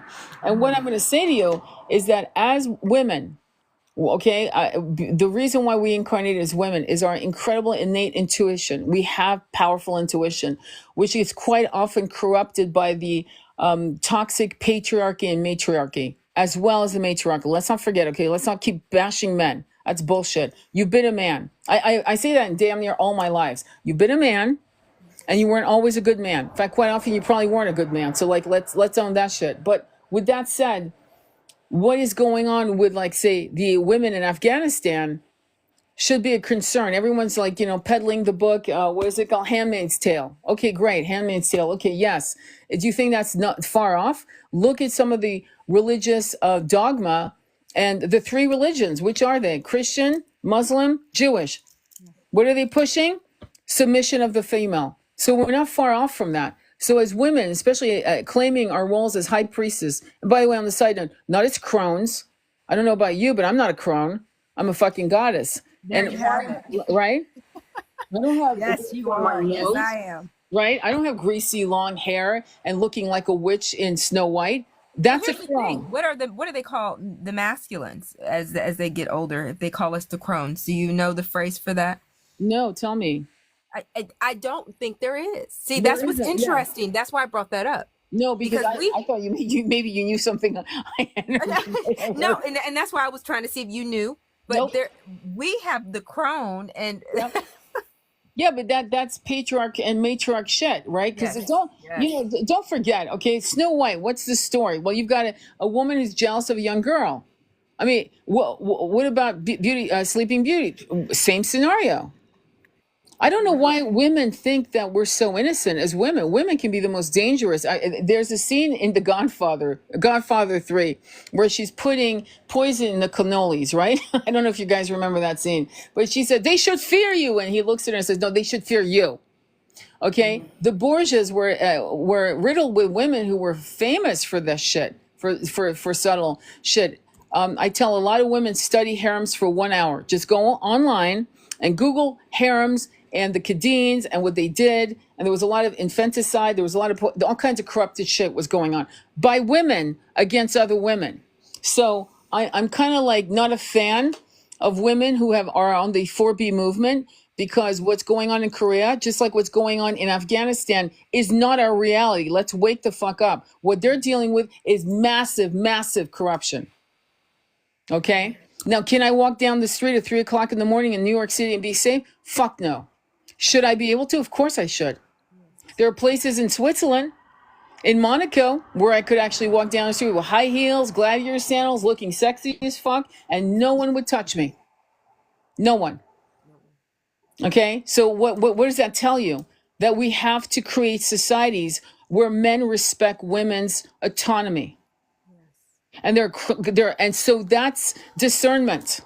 Discernment is going, oh my God, poor B, I hate men. I'll never have children. Okay, well, that's good. Enjoy.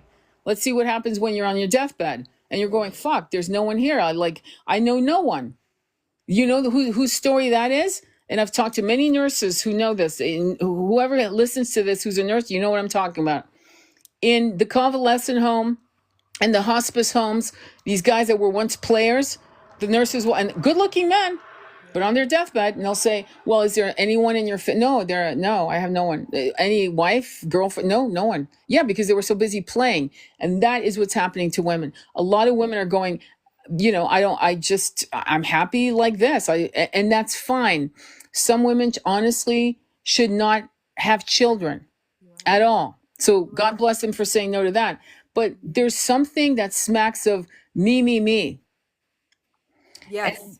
Right? Yes. What are your thoughts on that? Well, I know a lot of women who do not have children, and I'm not saying they're selfish, but there is a different energy versus the women that I see who do. And I'm not judging either way, but there is a different level of energy. I agree. It's more of a self-centered, who cares about, and then I've actually heard, I hate children. I can't stand children. I'm like, whoa, wait a minute here. Yeah, that's bizarre. That's like that's something that's really bizarre. Like I'm not a fan of loud children, to be honest with you. I'll be, in a restaurant, like I've saved my money to go to this really good restaurant, and they're letting their kids loose, running around the restaurant, creating havoc. Yeah, I'm not a fan of that, but I love children, especially the children being born now, because I know when I look down into their eyes, when I look down at them, I'm like, wow, what a little powerhouse. Like, what are you going to do in this planet? You're going to rock this world, and like, there's that like respect. And I think that when you look at women who have that kind of weird, bent disrespect of new lives coming through, they don't have a spiritual compass, or else they'd say, I chose not to have children. I think children are great, but it wasn't for me. I need to write. I need to travel. I need freedom.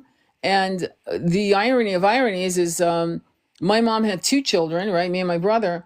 And I started traveling in Africa when I was 2 months old in a little box at her feet on a plane, on a cargo plane, going to Africa from France.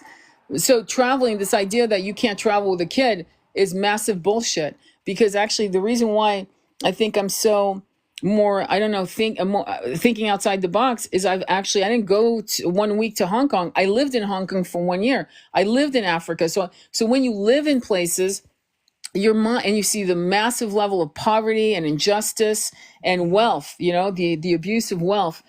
You can't grow up unless you're a complete asshole. You can't grow up but not have some kind of spiritual compassion for all sentient beings.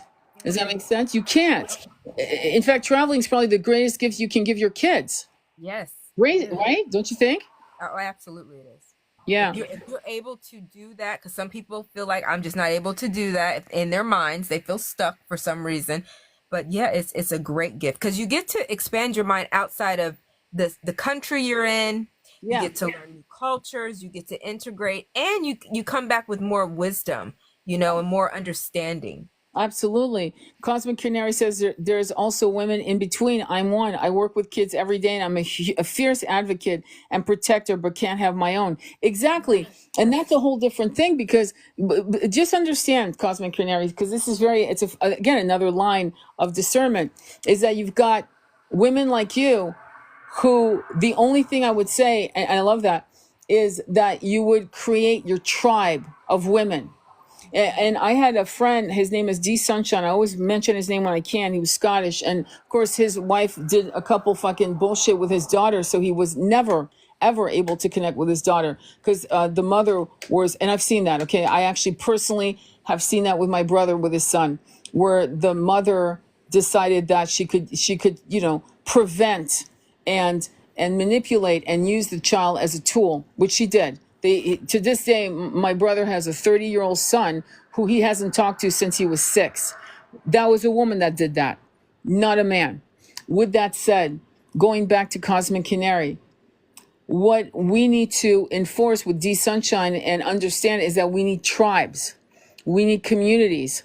So when you, as a woman like you and other women like you with a big heart, is you need community. You need to live in a place where, like a small village. Like when D Sunshine found out that his heart was giving out, he was in Scotland, and he lived in a community of what you would call bohemians, like-minded like him. He was into yoga, into tantra, and they all had the same type of belief system, and he lived with them, so that as he was dying, okay, he was surrounded by love.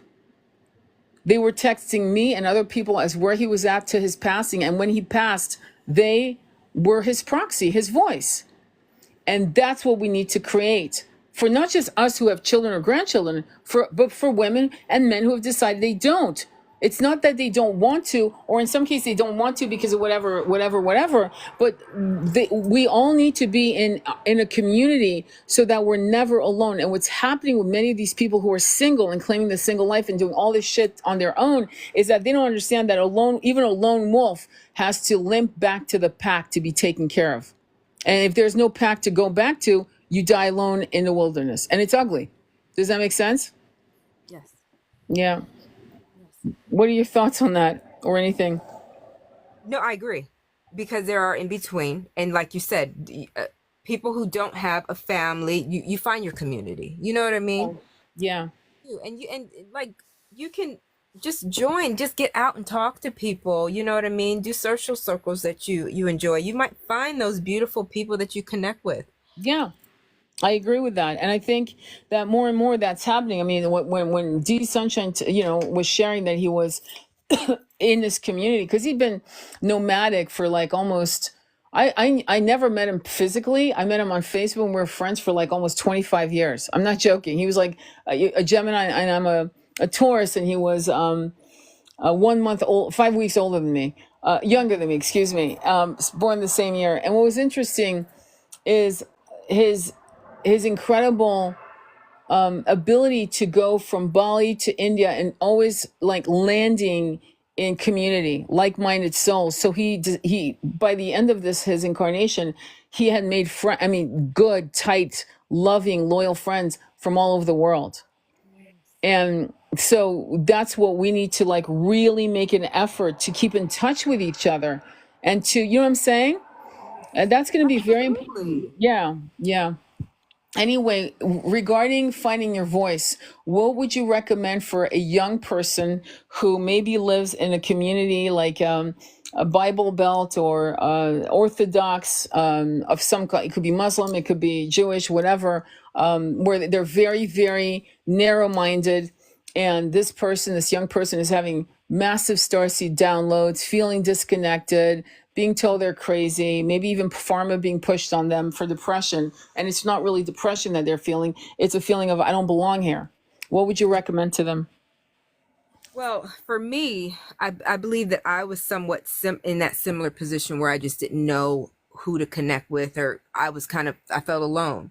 So I started, if you can afford to, take courses, try to join forums, you know what I mean, that you resonate with, and see, have that bounce back off of people, because that start making you feel like, okay, I'm not alone. Yeah. The beautiful thing about what we have now is the internet. Yeah. So go on different platforms and kind of connect with people through that, even if it's a comment in somebody's YouTube comment section. Maybe you can stir up some conversation through just watching your YouTube channel, or whoever else, just to kind of get some feedback to see who you can connect with. I agree. I also would never think to say this to you, but I will say this to the young people. I would say to you, this is the time to work your ass off. Here's what I'm saying. If you're going to work 2 jobs, don't do it for bullshit. If you're going to work, because many kids are having to work 2 jobs. I want you to work 2 jobs and live like a Spartan for 1 year. Save the money, save it, buy gold, whatever, and then move out of where you live and take a backpack and travel. Mm-hmm. And you will be guided. You will feel attracted to a particular place. It could be a state, it could be another country. But that's what I would say to do, because some of these podunk jobs, like being a waiter, waitress, a salesperson, whatever. You can have that job anywhere in the Bahamas, in Costa Rica, do you understand? But I want you to also learn how to make money on the internet and become really good at becoming a content creator and use this opportunity to actually say, I'm on the plane, I'm going to Costa Rica, wherever the hell you're going, right? Like make you money. Be smart. Don't be passive. This is not the time to be shy. Not in this era we live in. This is a very precarious cliff we're walking up, and the passageway is very narrow, and so you have to be bold in just putting your ass out there to make money, to bring in money in the material world. One of the things, and the reason I'm saying that is because what I do know from many of these kids, these powerful starseeds incarnating in these weird dynamics, I'm thinking of my son's friend Dylan, whose parents were diehard Christians, and I mean die hard. And here was this beautiful soul who was loving and gentle and was getting psychic downloads, and I don't mean corrupt, I mean really beautiful things, and thank God he had my son as his friend.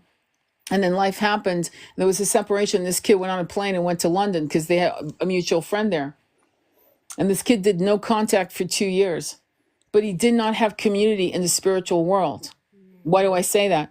Because when his parents came to visit him with their old bullshit, he took the horse, and passed away from either an accident or not. I don't know. I can't say, but he did pass away, and he was only 24, and it tore my son up. And the reason why I'm sharing this story is we as elders need to, when we spot these kids, we need to mentor them and grab them and give them the tools they need so that we don't lose them in the machine. And to give them a sense of autonomy and to let them know they're not crazy and they're not the toxic one. That's why the Menendez case is so fantastic for the collective. Because it's showing us that famous people, successful people, quote unquote, rich people with private planes are as dangerous as the pedo on Social Security. It doesn't have an ugly face. Why is this important? So that kids can give themselves the permission to go, I can't do this, family. I'm fucking out. I'm finding my tribe. And that's going to be very important because a lot of these kids are landing in these families that are like, whoa. At 14, they like already know this is not going to work. And unfortunately, it turns into self-harm. What are your thoughts on that? I agree. And some children aren't going to want to do social media, but please get out and travel. If that's not your outlet, if you don't want to get on social media and you don't want to do that, try to find ways to make money to travel, to get out of those environments that don't serve you. That's for anybody. I don't care what age you are. If you are in an environment that does not serve your higher purpose, you need to figure out a way to get out of there and move somewhere that serves your higher purpose, because we need you and your higher purpose during We need you. Yep. WaterBear Medicine says community is coming back for security and trust. It's imperative. Cosmic Canary says, I agree. I'm seeding my plan to move to Costa Rica and have that community. I said, beautiful. WaterBear says, the tragedy in the world today is waking people up fast. I appreciate all this wisdom beyond, God bless you. 100%. And so what I think we need to understand, WaterBear, and by the way, I need to figure out how to connect with you. It's like weird. So I hope you still have my number so we can actually talk about, I love to hear what you're doing with male circles, like healing circles. But jumping back to the subject, I think that this idea that we need to wake up the collective with an urgency, yes, we do. But to be honest, and I said that in a couple lives, it's not the ones that are asleep who are holding with a white knuckle grip on the 3D world. That is no longer my concern. My concern is those I just mentioned who are taking their own lives. The ones who think they're crazy. I want to grab them. They're already awakened. and they're being told they're crazy. That's who I'm looking for. I don't give one fuck about the 3D crowd who actually believes in the Matrix and they're like pigs in slop. I'm not interested. What I'm interested in is every human being from 1 week, 1 day old till 90 that is now suddenly awakened and going, wait, am I crazy? Is anyone thinking what I'm thinking? And we need to find them and enclose them and embrace them and go, you're not crazy, my friend. And eye to eye, hug to hug, contact, you're home now. You find your tribe. And I remember about a year and a half ago saying it's the gathering of the starseed tribes. It's happening. So that's who we're looking for. We're not really concerned with waking them up. Similarly, because the 1% has subjugated us for over what 10,000 years? All we need is 1% of awakened souls who go, I'm not crazy, and we do not consent. In one giant voice. That's it. That's all we need. That's it. Because we're a lot more powerful. When you read Emerald Tablet with Thoth, he says, the light, walk away from the darkness. And when you are ready, the Amity halls will open up its coded light, its secrets, right? Well, when we move into 5D, 6D, the Emerald Tablets will be revealed to us, or the light codes will be already downloaded to us. Do you get what I'm saying? In other words, we're so concerned with let's wake them up. No, fuck them. You don't want to wake them up? That's fine. Go to sleep, my friend. In fact, here's another blanket. I'm like done. I don't care. And you know what I mean? What are your thoughts on that? I agree. Because we're not here to wake everybody up, but we are here to support our fellow man, fellow woman to, embrace them, because there's a lot of people who are in insane asylums. Absolutely. Because they're crazy. They had these visions. And these are actual downloads from past lives. And you know what I mean? That really could help the world. But, we have to embrace our people. Yes. No, we have to. And we really need to save their lives, because last year, and WaterBear, you and I you used to follow my lives a lot. And you remember that. Remember? I mean, I'm not making this shit up. Last year in 2023, in the summer 2023, the unaliving, I hate that fucking word, but anyway, the people ripping themselves out of this incarnation by their own hands, were mostly masculines. And the numbers were like every other day. Like now we know this, but what I'm saying, on my lives, there were people saying, yeah, my twin just boom, and my other, and this has continued this year. I mean, so, the reason why my son didn't do it, just so you guys know how serious this shit is because I mentor him. He's with me. I'm holding him sacred space for him, as he did for me, so that he can get stronger. But like his friend Dylan, for example, and other kids like him, they have fucking toxic ex parents. So many of us who maybe don't have children, or many of us are gonna have to adopt young adult, children who are still in that child phase of, trying to like navigate through this awakening. Many of them were born awake, fully fucking awake. Right? And there was a period of time where there was a lobotomy that happened, but the lobotomy, it's not sustainable. So now they're waking up again, because like you said, Heather, with the lockdown, it made a lot of people fucking go, wait, hang on. What's up here? Right? and we have to, that's who we need to focus on, in my humble opinion, WaterBear. And I don't know if you agree with that, or what is your point. And I love not agreeing. You know what I mean? I love having, those are good conversations, because if you're disagreeing, and you're disagreeing because you have such a beautiful heart that you want to bring everyone into the ascension, and there's nothing wrong with it. That is actually very beautiful. Actually, you're better soul than I. Me, I'm just looking for, where are the lost ones that feel like there's no point in continuing this incarnation. I'm looking for those people, and I want them to find us, find you, WaterBear, find you, Mysticliving, and all of you. That's what I'm looking for. What do you guys think? Let me look at what you're saying. The community is gathering. I read that. Maui, yes, agree. Only those willing to engage, grow, heal, commune. Okay, cool. But I get, I feel, when I feel your energy, I feel like, yes, you want all of them to wake up. Hang on. Oh, Maui's terrible. Since the fires, the masculine would, I don't understand that sense. The masculine world is huge. Free will is a choice that was given to us. Actually, yeah, free will is a double-edged sword. I'm sorry. Go ahead, Mysticliving. What did you want to say? Please add to this. I'm taking over. I don't want to. No, you're fine. fine. What you're saying is what resonates for speaking your voice. You are using your voice. This is what this is about. Yeah. To say, listen, this is why my voice is here.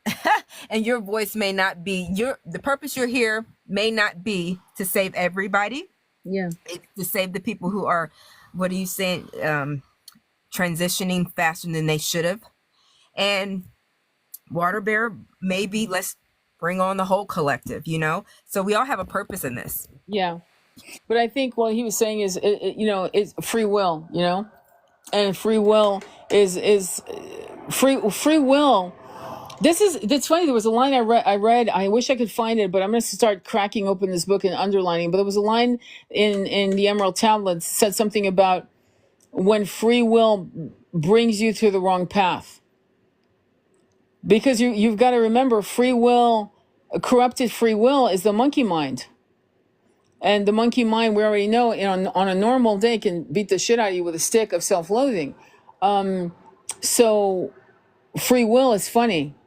It's a funny thing. So we have to discern the difference between free will of the false ego and the free will of the soul. And the free will of the soul will always choose light. I highly doubt it chooses anything else. But the problem is we have to climb the rocks and boulders of the monkey mind, So, and how many of us in this ascension journey since we were born have looked at our life, been around people and a society and a culture and said, I'm not sure I can do this anymore. I think I want to just call it a day. And something kept us here. I mean, I think all of us I've gone through those moments. And, that's why it's kind of funny and it irritates me when people talk about dark night of the soul as if it's a twin flame thing. If you're a starseed, believe me, you had a dark night of the soul before you ever met anybody called a twin. You know what I mean? You didn't need a twin to bring it on. The twin just activated more shit that was like pretty intense because it was the ultimate love and a rejection around the ultimate love that you desired. That's a whole different story. But basically, the dark night of the soul, I think most of us have had it multiple times at different levels of different degrees of seriousness. What are your thoughts? Yeah. Oh, absolutely. I mean, some of us have it every other month, depending on what's going on. Yeah. So yeah, it's just he was talking about free will. We all have free will. You're right. And it is a double-edged sword. You have to. I would say everybody has to act within what serves their purpose if they can find that way of what serves their purpose, right, Tony? I mean, you found your purpose, or do you feel like you're still looking for it? No, I'm not looking for it. I'm just looking for more time to finish up my purpose, and my purpose is writing 2 more books, maybe 3. And one book I want to write is on the starseeds and how they fell, and the other book is about me and my connection with my twin that is really raw and that really exposes a lot of shadows, because I think it would give a lot of people the courage to move into their own shadow work and to share the shadow work publicly to help others. Again, it's always about look, I keep bringing the Menendez brothers because there are 2 things that really struck me about that case in 1993. What struck me was that we had the toxic masculine, who was the father in this case, and the matriarch and the patriarch in toxicity, who were abusing their children in intimate ways that no parent, no human being, no adult should ever do to any child. That's okay.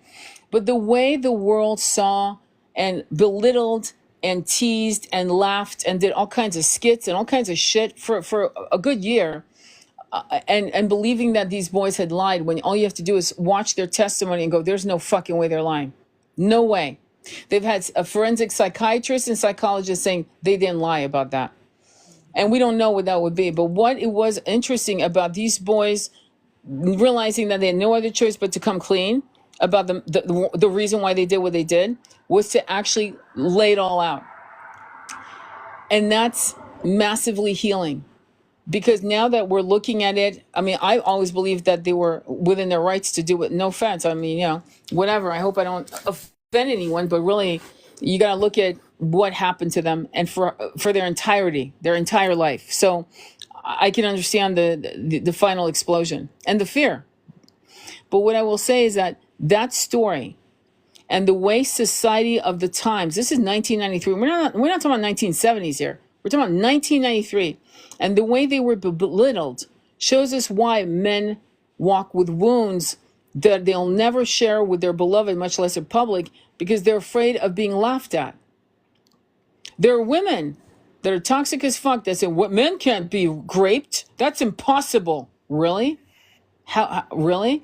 And so there's so much growth that we have to do. And the more we share our massive shadows that we're very, very embarrassed to share, the more likely we'll actually be able to domino effect many people into going, oh my God, I'm not alone.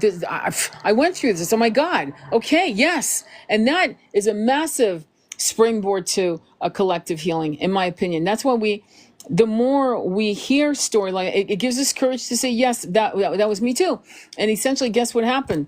As the times in our culture change from the 1990s to today, here comes Menudo and some of the boys that were assaulted by their father. I mean, it's too bad they never came forward when it was fucking happening. These kids were on trial for their very life, but here they came. So this is what I mean, finding your voice, finding your voice, Yes. finding your voice. Absolutely. I mean, shadow work is finding your voice. If you bury it, then Yeah. that can destroy your energy, right? So Yeah. I mean, basically, and that is a way of elevating your frequency Yeah. by being able to talk about your shadows. Yeah. You're absolutely right. Yeah. That's what I'm seeing. That's why I'm fascinated by this case. And I urge you guys to watch the documentary, not the fucking piece of shit movie that they made to make money. And they're unapologetic. And they're acting like we don't, there's still no proof. No, there's proof. There are letters. There are letters from one of the boys who wrote a letter when he was 8 years before the crime happened. The letter was there. And all the 54 people, all family members coming forward saying, no, I heard shit. I saw shit. There was shit happening. There's no way, right? And no one liked Jose. No one. There's not one person that could say, oh, he's an amazing man.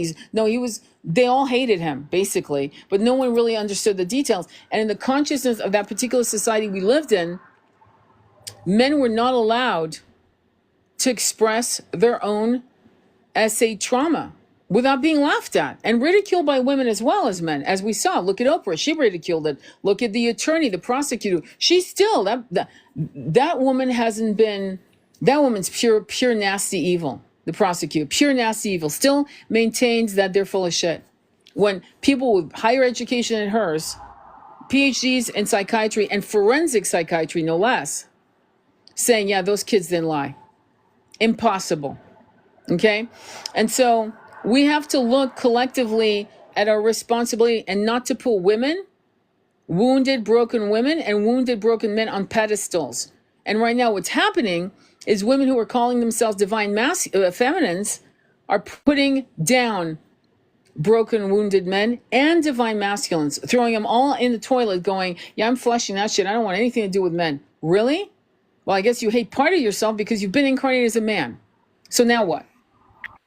And that's why my voice is important, just like another voice saying completely different things, right? Talking about different points of view on the spiritual journey is as important, just as important. We need to have like fractal images and stories from different angles of what this ascension will mean for each of us individually and collectively, if you know what I'm saying. Absolutely. Absolutely. Yeah. Absolutely. So, twins accelerator, being aware of your healing and path, gaslighting. Yes. So any last words? Do you have anything else anyone else want to jump in, or WaterBear? Do you want to be invited? Do you want to continue, my love? This is amazing. I love your energy. You're so beautiful. And I'm so glad you're here, Mystic. Does WaterBear, do you want to go on and speak, or, because I mean, it would be good. Do you want to speak or no? Should I send you an invitation? I'm not sure if you heard me. I'll send you an invite. If you don't want, that's cool. I understand. But it would be nice. The invitation has been sent. If you have anything you'd like to share with the collective, I'd be so honored.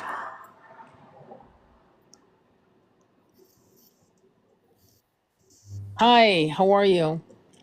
Hi, can you hear me? Perfectly. Go ahead. The floor is yours. Well, I don't really know where to start. I think the important things that we need to accept on the journey that we're all on is that if we focus too much outside of ourselves, we lay blame on others and we victimize ourselves.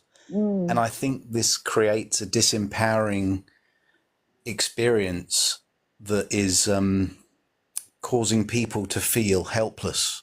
And this is the pain body that I see being reflected to us at the moment.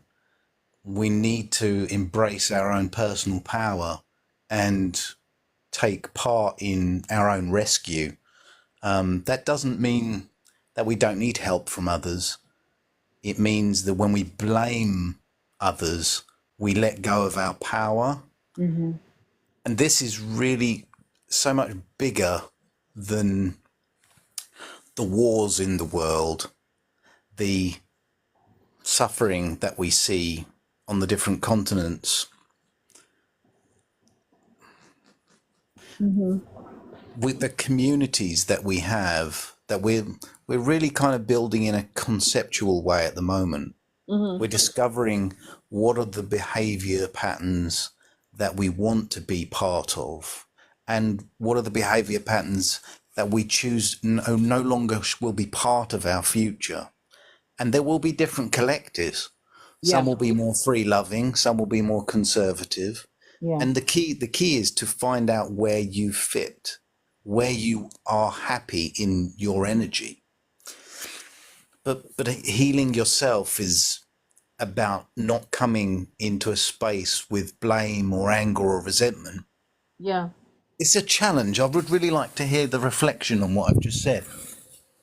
Well, I think that when you're healing, sometimes when you're on your healing journey, the pain is so overwhelming that it's good to step away from healing yourself and then ask yourself, what can I do to heal someone else who needs what I have? I have this amount of strength and I can't do me right now. I'm going to do someone else. And in that comes, you're still working on healing, but it's not you. And what I find interesting about that, in my own experience in doing that, is that what is reflected back, the people that are attracted to you, right, who have nothing to do with your own journey and your healing, they're coming in with little shadows that are part of your own journey that you weren't able to because you were so overwhelmed, and they're coming to you and you're healing them, and in healing them you heal yourself. The irony of ironies, it's like a back door. That's what It's the mirror effect, right? and I hate that word because it's been beaten up by too many, no offense, assholes. So I hate that now, because there's certain words we need to, like for example, I hate New Age. Now I'm saying ancient wisdom, things like that, because there's just too much weird, because it's almost like a knee-jerk reaction for certain people who may say nothing at all. So I'm always using certain words and then reframing it so they realize, yeah, we're moving away from that old, philosophy, and we're creating something that is ancient, because we can agree on some of the things we want. But anyway, going back to the mirror effect that you were mentioning, it's more of the very thing. It's more of your shadows that you've buried alive, like the little boy or little girl that you have put in the attic or the basement, and you close the door because it represented shame. There are pictures. All of us have one picture. Oh, not all of us, but a lot of us have a picture that represents when we were 10 or 9 or 5, that represents massive trauma. And that picture, we hate that picture. And that's the very picture, for example, you need to put on your altar. So when you have people that are coming to you, so I'll give you an actual example. So when my son was diagnosed with autism, okay, when he was 3.5, Yeah. and I did all the work, I had to fight the machine. And I mean that, the machine of a lot of ignorance attached with PhDs. And again, the people that I know who have PhDs are brilliant. Don't get me wrong. But there's some people that are just part of the machine. And anyway, long story short, after, and I remember this distinctly, at around 2006, I was fucking done. I needed a break. It was tearing me up. I was gutted.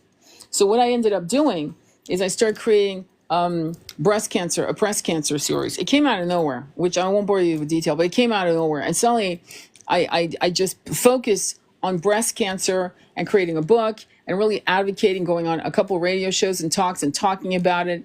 But what was behind me always, or next to me, beside me, was my son's diagnosis and what I needed to find, the solutions.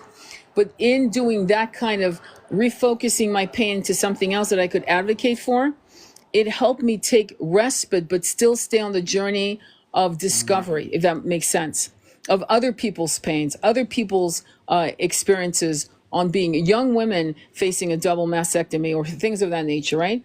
Still being in the childbearing years. That was very important to me.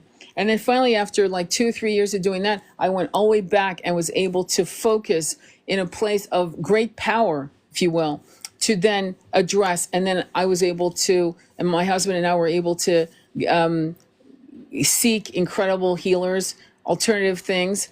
And we, to this day, I'm in awe of the magnificent young man that my son is, you know? And, but I needed a break. But I needed a break that was still in the path of healing something, if not myself, something else. Does that make sense?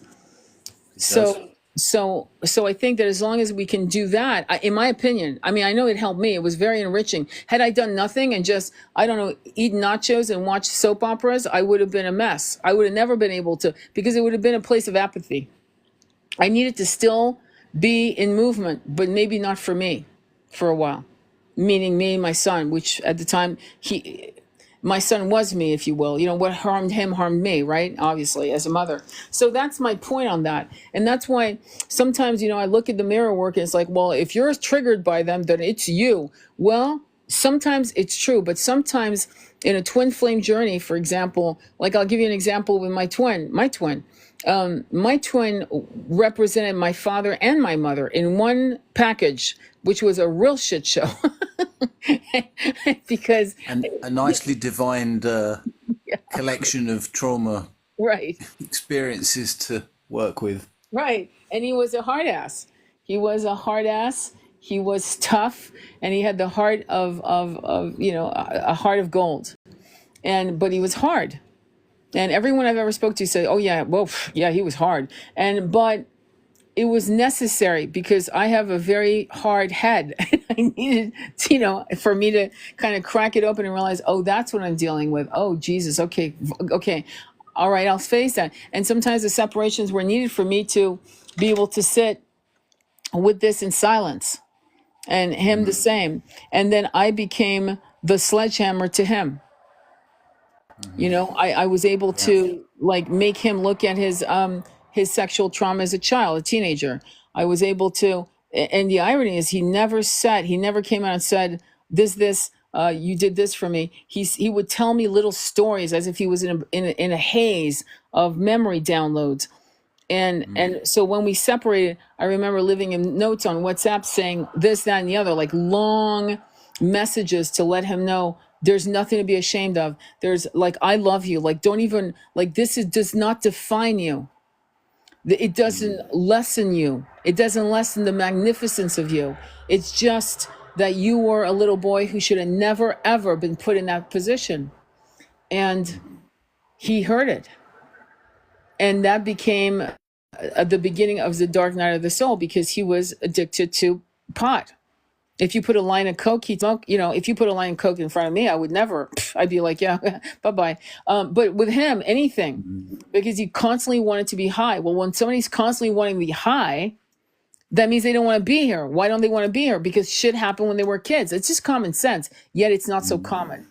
And so when I was able to heal my shit to some level of, you know, acceptability, then I was able to give him in turn some hard shit, and I was the only one who called him out on. In fact, everyone, because he had a reputation as a very alpha male, and he was the leader, and I was the only one who could call him out, and did. And eventually, he cracked into the dark night of the soul in shock. It shocked him, and that's when we came into the final union, which was beautiful. But it's like, I think the mirror work is a very it doesn't even encompass what I just shared with you. It's a tiny little word that means really nothing. And it's used in such a way to like shame someone for feeling what they're feeling, as if they're responsible for everything. And sometimes It isn't just a responsibility. It just it is what it is. In other words, it's not your fault. You didn't deserve that. And you're being shown this through this other person so that you can actually help them, and in helping them you can help you, and when in helping yourself you help them, because now you can articulate it better to them. And you could call it mirror work, but I feel like the way it's been used is almost like slamming someone's feelings and experiences as if it's all on you. So it's your responsibility. If I hurt your feelings, it's on you. Well, my experience on that is to say, well, if I'm rude to the waitress serving me food and I make her cry, I'm sorry, I'm responsible. I hurt her feelings. Yeah. So we have to be more gentle with each other. I've got a question for you, and it's right on this pulse right here. Right. Empathy can be toxic empathy. Yes, it can totally be toxic empathy. And and the question is, where is the balance between being compassionate and empathic, but also holding boundaries out of respect and self-love? Yeah, but okay, so compassion to me, for me, the way I see the word means, I'm so sorry this happened to you, and you're saying, thank God it's not me, I'm so grateful. That's compassion. And that there's some toxicity to that. Empathy is, I'm walking with you, I'm feeling your pain. Toxic empathy is putting yourself in harm's way. Like, for example, I'll give you an example. Lots of women are in jail because of toxic empathy. Oh my God, I will run these drugs for you. Oh my God, I know you need money and they're going to impound your car, so I'll do whatever it takes. There are women in jail for that. That's toxic empathy. That's being toxically loyal. That means signing contract or handing money while you know that this is not good for you. It's kind of like what our government is doing where they're sending all this money to Ukraine and this little strip of land over there. That's toxic empathy. It's massively toxic. It's like a mother loving her serial killer son. It's like, what the fuck? Actually, it's kind of narcissistic empathy in so far as they're manipulating a whole situation. They know what they're doing. There's a whole there's a chess game of motivation around the giving that's happening, and we know we're not happy with it, but they're doing it anyway. Right. So. But we can look at small examples of this that are played out day by day by women and men. And so when I think the mirror of that analogy, and again, I hate to use the word, but sometimes labels do help us a little bit. Yes, I hear you. There are reflections on macro and micro scales, so there's big things, and then they're mirrored in smaller interactions, and the masculine feminine dynamic across generations, in relationships, just even in in friendships, in client customer relationships. I'm amazed at how my awakening has allowed me now to be empathic and understanding when I see somebody triggered, and they're upset at me and they're doing things, and I see why. It isn't personal. It's they're being triggered. They've got a reaction. Maybe they felt disrespected, but it's because I've changed. I'm approaching life and how I do things from a more self-loving perspective. Right. And it can come across as arrogant, but actually it isn't. It is a simple, I'm not going to be able to help you with that. Yeah. Because that's not part of what I'm willing to do any longer. Right. I hear you on that. It's interesting, isn't it? Because we're kind of going full circle round into this toxic empathy thing. You must know what you're willing to give, not give. What is safe and fair in your circle of how that relationship works for you, and know what works and what doesn't work. Because then you get the truth, then you get the clarity, then you get the communication that becomes from the heart. Because there is no manipulation. It is just your truth. It's just where you are, who you are, being you, authentically you. Yeah, I agree with that. And that's why the power of saying no is actually a beautiful gift you can give yourself. And I'll share that. Mysticliving, do you want to add to that, please? No, I agree. I agree with both perspectives, but I will say that to do a mirror and say, well, this is all my fault, this is happening. Yeah. No, that's not fair. That's not fair to yourself. That's you know, you shouldn't take ownership from somebody else's choices. You know, like a child being abused or harmed, that is not their fault. You know what I mean? So we have to be very careful about how we say, well, you know, this happened to me because isn't, you know, that's a very, and that's a new age problem too. They like for example, the irony of ironies in the 70s, 60s, 70s, and 80s, and barely, you can tell me if I'm wrong or if that was different, but I remember here people would say that, you know, a person that ended up in a wheelchair or somebody who ended up blind, it was a debt that they owed. And I remember, or somebody being harmed by a serial killer, right? And I remember my premise was, no, it's a choice. In other words, how we treat someone who's different is they're here to teach us how to have empathy.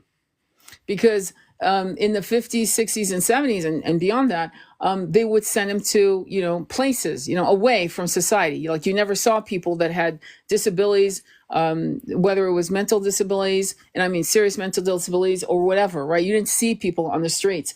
And we were a much more, toxic society, obviously.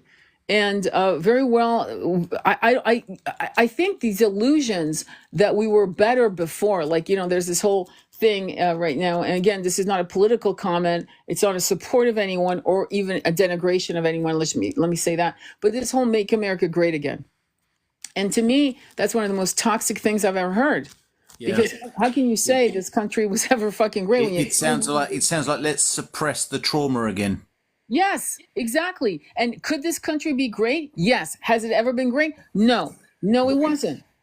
I'm sorry. And this really triggers Americans when I say that.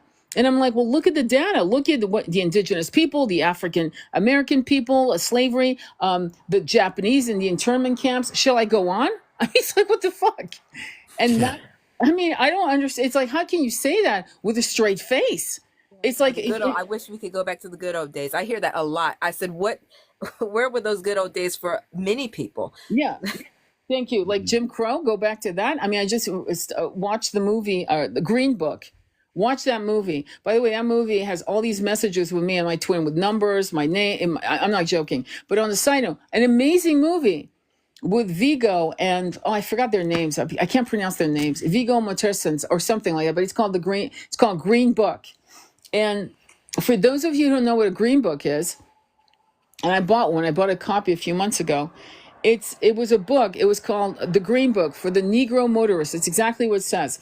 And so people of color would buy this book. So as they travel through this country, you know, by car or whatever. And in this book, it told you what hotels you could go to, what restaurants you could go to, where were the sundown towns, which, by the way, it's 2024 and they still exist.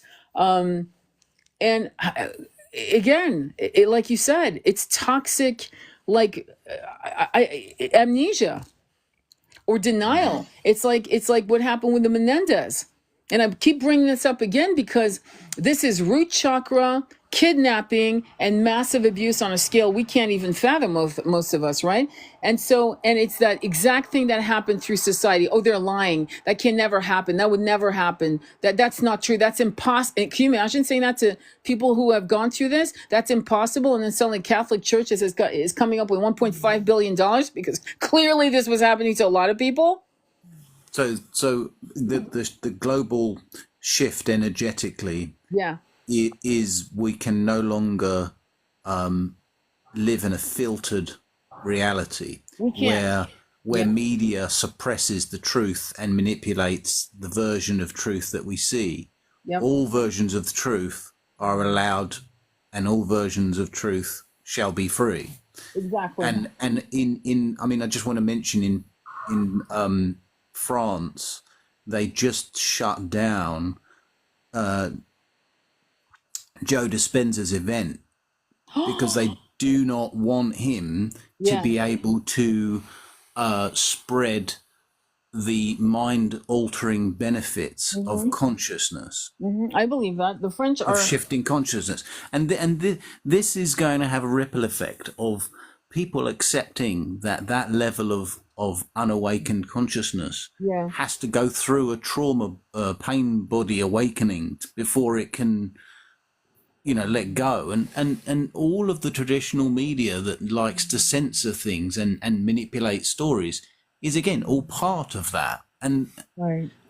So when I say to you free will and save everyone, and I didn't use those words, but it really means everyone will awaken in their own time. Yes. And some of them will stay in these cul-de-sacs of suppressed trauma for a lot longer than others. Yeah. And quite frankly, that is what we are there for, to bring different layers of healing to these people who need it.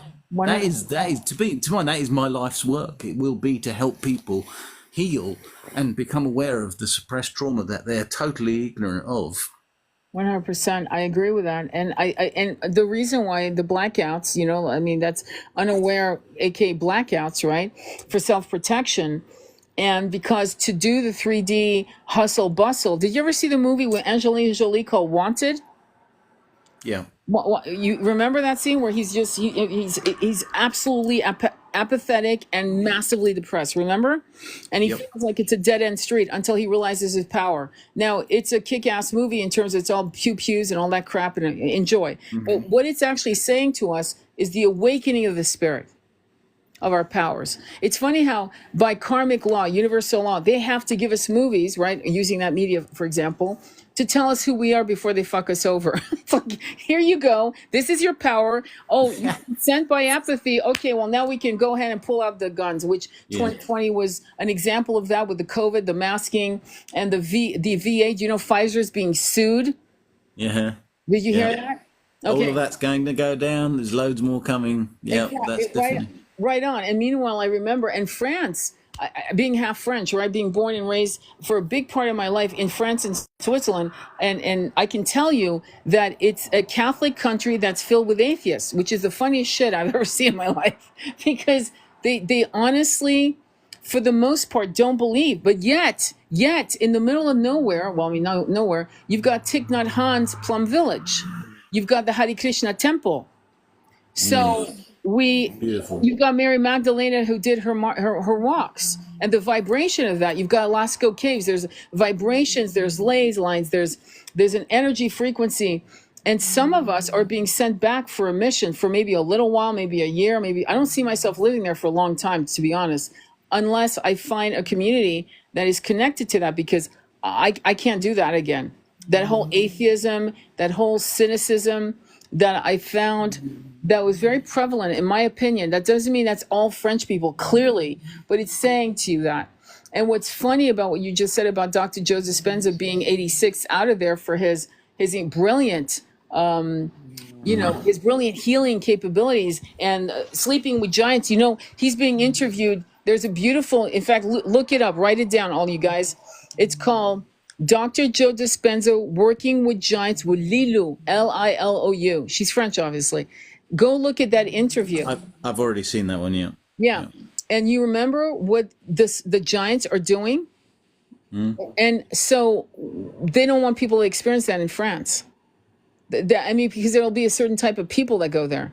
Because it's not a cheap expedition to do these retreats with, Dr. Joe. Yep. So there's a certain level of monies, of thinkers that would do it. And I find it interesting that one of the most powerful tantric teacher, Margot Arnault, was another incredible force of intellect on sacred sexuality and this and that, French. But it's weird. It's like this dichotomy between, like, I don't know if it's fear. I don't know if it's this idea of the cynicism and the I don't matter type of thing. I saw that with my aunt. I see that with my uncle. What are your thoughts on that? Because I'm sure you've been going back and forth, right, into France. So what do you think is the consciousness, and what happened? Do you think that this pasteurization of the French Passion started in the late 70s, early 80s, or when? Because I feel like people were much more open in the 50s, 60s, and 70s. Or am I wrong? What are your thoughts on that? Are you asking me? Yeah, why not? Okay, well, so the history lesson is that the liberalization or sexual openness that you see that is well known for, let's say, France and Paris, is something that came across from, I believe it came across from Germany, and you know, a lot of that. It's politically a hot potato. It's tricky to get into, but ultimately there was a very questionable, you know, sexual swinging thing going on in Germany a long time before the 1950s. Like let's say, you know, 19. I remember what you're saying. It's based on the cabaret. Remember? Yeah. Cabaret. Yeah. Actually, no, I'm 100%. You're right on the and you know, the free love thing that you kind of see. I don't know. Let's just try and think of the right language to use. Just ultimately, you know, the free liberal way of life of just like being able to have a mistress and all of that, which seems to kind of permeate through the aristocracy of France. You know, why is that so accepted there? But when you look at the way that it's been in Britain for in the UK over the last 60 years, we're still very prudish. We don't kind of, you know, you wouldn't be able to have a mistress in if you were the prime minister. That's like even Boris Johnson was kind of, you know, only just getting away with it. Do you know what I mean? And why is that? It's just simply the stiff upper lip and prudishness of the English is not mirrored that of what's going on in France. Sorry, I've kind of gone off the topic there, but because you are on the topic, because you're without going in circles. I feel like you're talking about the root chakra and the corruption of the root chakra. So let's go back to Queen Victoria. You and I both know, being that you're, you know, from that part of the world, that Queen Victoria had corrupted and taken away joy, color out of people because she lost her husband. So now everybody was wearing jet jewelry and mourning jewelry, and everyone was wearing black, and you couldn't. So I remember reading this about how the young men would have their season in Europe, Italy, France, you know, the whole plan. And there was color, and there was absinthe, and there was laudanum, you know, the other word for that, right? The flower, right? Opium. And which they also had in England, don't get me wrong, but it was a different type of move. It was a bohemian. Actually, in the 1870s, it was a free-for-all. It was Hippieville, except in France, with the clothes. Pretty cool shit was happening, and corrupt shit. So when you look at the 80s, and I remember this distinctly in Paris, I was shocked. I was like, holy fuck. When you go Rue de Saint-Denis, there were all these prostitutes, right? Well, when you went into the Bois de Boulogne, they were all trans. And all these trans were getting into cars with couples. So the corruption of the root chakra is a problem, because when you're loading your root chakra and corrupting it like a virus in a computer with the wrong information, how the hell are you going to be spiritual and awakened? It's very difficult. You can't, right? You're talking about healing first, aren't you? You know, so if you don't focus on understanding your trauma and healing it, then what you do is you rob yourself of the quality of relationship that you would otherwise be able to have. Exactly, because you have shadows now. I can't tell you how many people that I knew in France when I was a teenager who had incest relations from the beginning. A lot of these things, that's why I keep bringing up the Menendez. Like, yes, that was a massively monstrous, explosive situation. But to be honest with you, what we need to know as a collective and be honest about as a collective is the prevalence of these on various levels of concern. You know what I mean? Like, I'll be blunt. I mean, I remember being in Switzerland. I'm 8 years old with shorts. There's no doubt I'm 8. Okay. I'm 8. Maybe I look like I'm 10. Okay. Exciting. And I'm getting grabbed by old men. Where are we losing our integrity as a people? This is not, see, this is what I'm trying to say. This is shit is not new. It's just, and now it's final. And you know this, we all know this, we're all adults, we know this. We've all heard our stories as kids going to high school or in college, right? We've all heard the stories.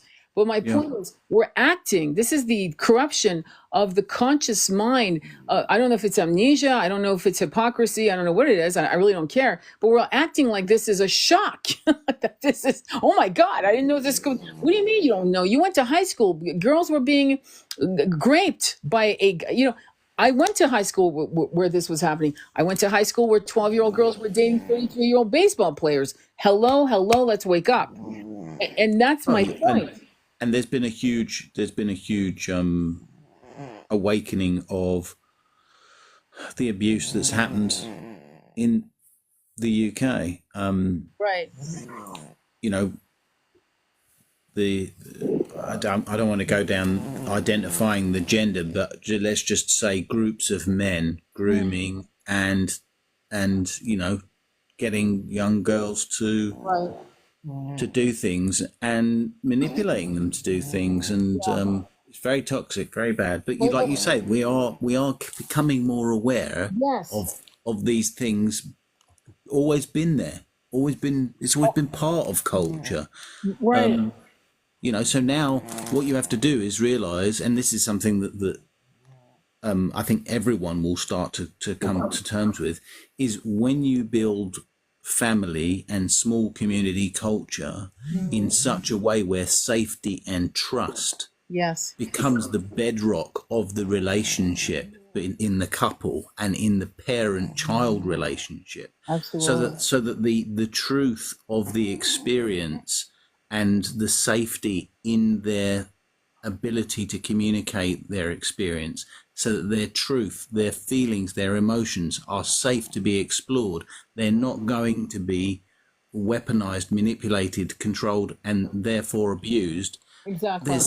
There's so much in what I've just said. But you know what you're talking about is building the trust and safety in a community that is so close knit that when a mind virus, toxic abuse, or shadow self comes out, it's, you know, these abuse things happen because one didn't feel safe and got abused, or doesn't feel safe and needs to abuse to feel safe and powerful and in control. And so therefore, when a culture, small community can identify these thought patterns and issues in people, they can say, hey brother, hey, you know, mother, whatever, let's help you with this. And there's a denial. I mean, I know that Ishkan went through a shocker like that, where there was a massive lawsuit where a lot of children had been abused. What we need to recognize is that pedos are pretty. I maybe it's because I'm a psychic. Maybe it's, I don't know what it is, but you can feel the charge of somebody that's off, a woman or man. Let's not think that it's just men. That's another thing we need to stop, because that's very dangerous, actually. It's different, but it's similar. Yeah, well, I mean, the end result to the child growing up into adulthood, the trauma is the trauma. My son was, this is my third time saying it, I'm sorry to repeat myself for those of you who follow me, but my son was dating a Brazilian girl whose mother was doing that to her, and they were having problems sexually. And I explained to him, you do this, but keep the sex off the table. And suddenly she broke down somatically because she felt safe, because now he wasn't trying to be sexual with her. He was just, I said, do not just massage her and see what happens. Something's going to come up. You watch. Bam, it came up, where she just started just letting all of this. It's like somatically she relaxed and was able to, because there was no sex at the end of that massage. It was just platonic, if you will. That's the safety I'm talking about. Exactly. But it was intimate. It was it's not the same as getting massaged by a masseuse. That's a whole different thing. I'm talking about a massage with somebody you're intimate with, emotionally intimate. Maybe you've been sexually intimate, but then here comes the massage that just somatically you collapse. One of the other things that comes up in this, on the side note, is when you lay down on Pachamama and you fall asleep or whatever, and suddenly you wake up sobbing and not knowing why. You're releasing trauma that's been trapped in your system.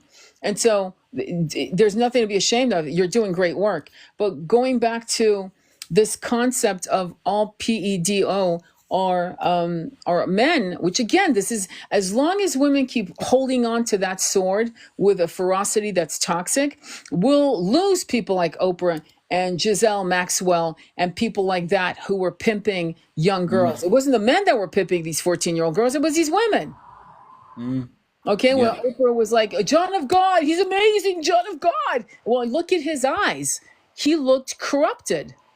I mean, I don't know how you could not, and I'm not being judgmental after the fact. I mean, I never felt he was good. I kept looking at his eye going, I don't get it. Like, I don't get it. Like, no, that's not a good person. And look, I mean, Justin Bieber. Oh my God. He was ultimately, he was with, and I think, I'm just trying to remember, Leonardo DiCaprio as well. Oh yeah. Very young, famous, very young. Very young. Yeah. Had relationships or experiences with females much older than them, and they probably didn't mind it, you know. Well, I mean, at the time they didn't mind it, but ultimately it was corruption for them. It was perhaps done in a way where they maybe felt like they wanted it, but they wasn't really given enough of. So there's a very big difference between emotional safety and physical acceptance. Do you see what I'm talking about? No, I do actually.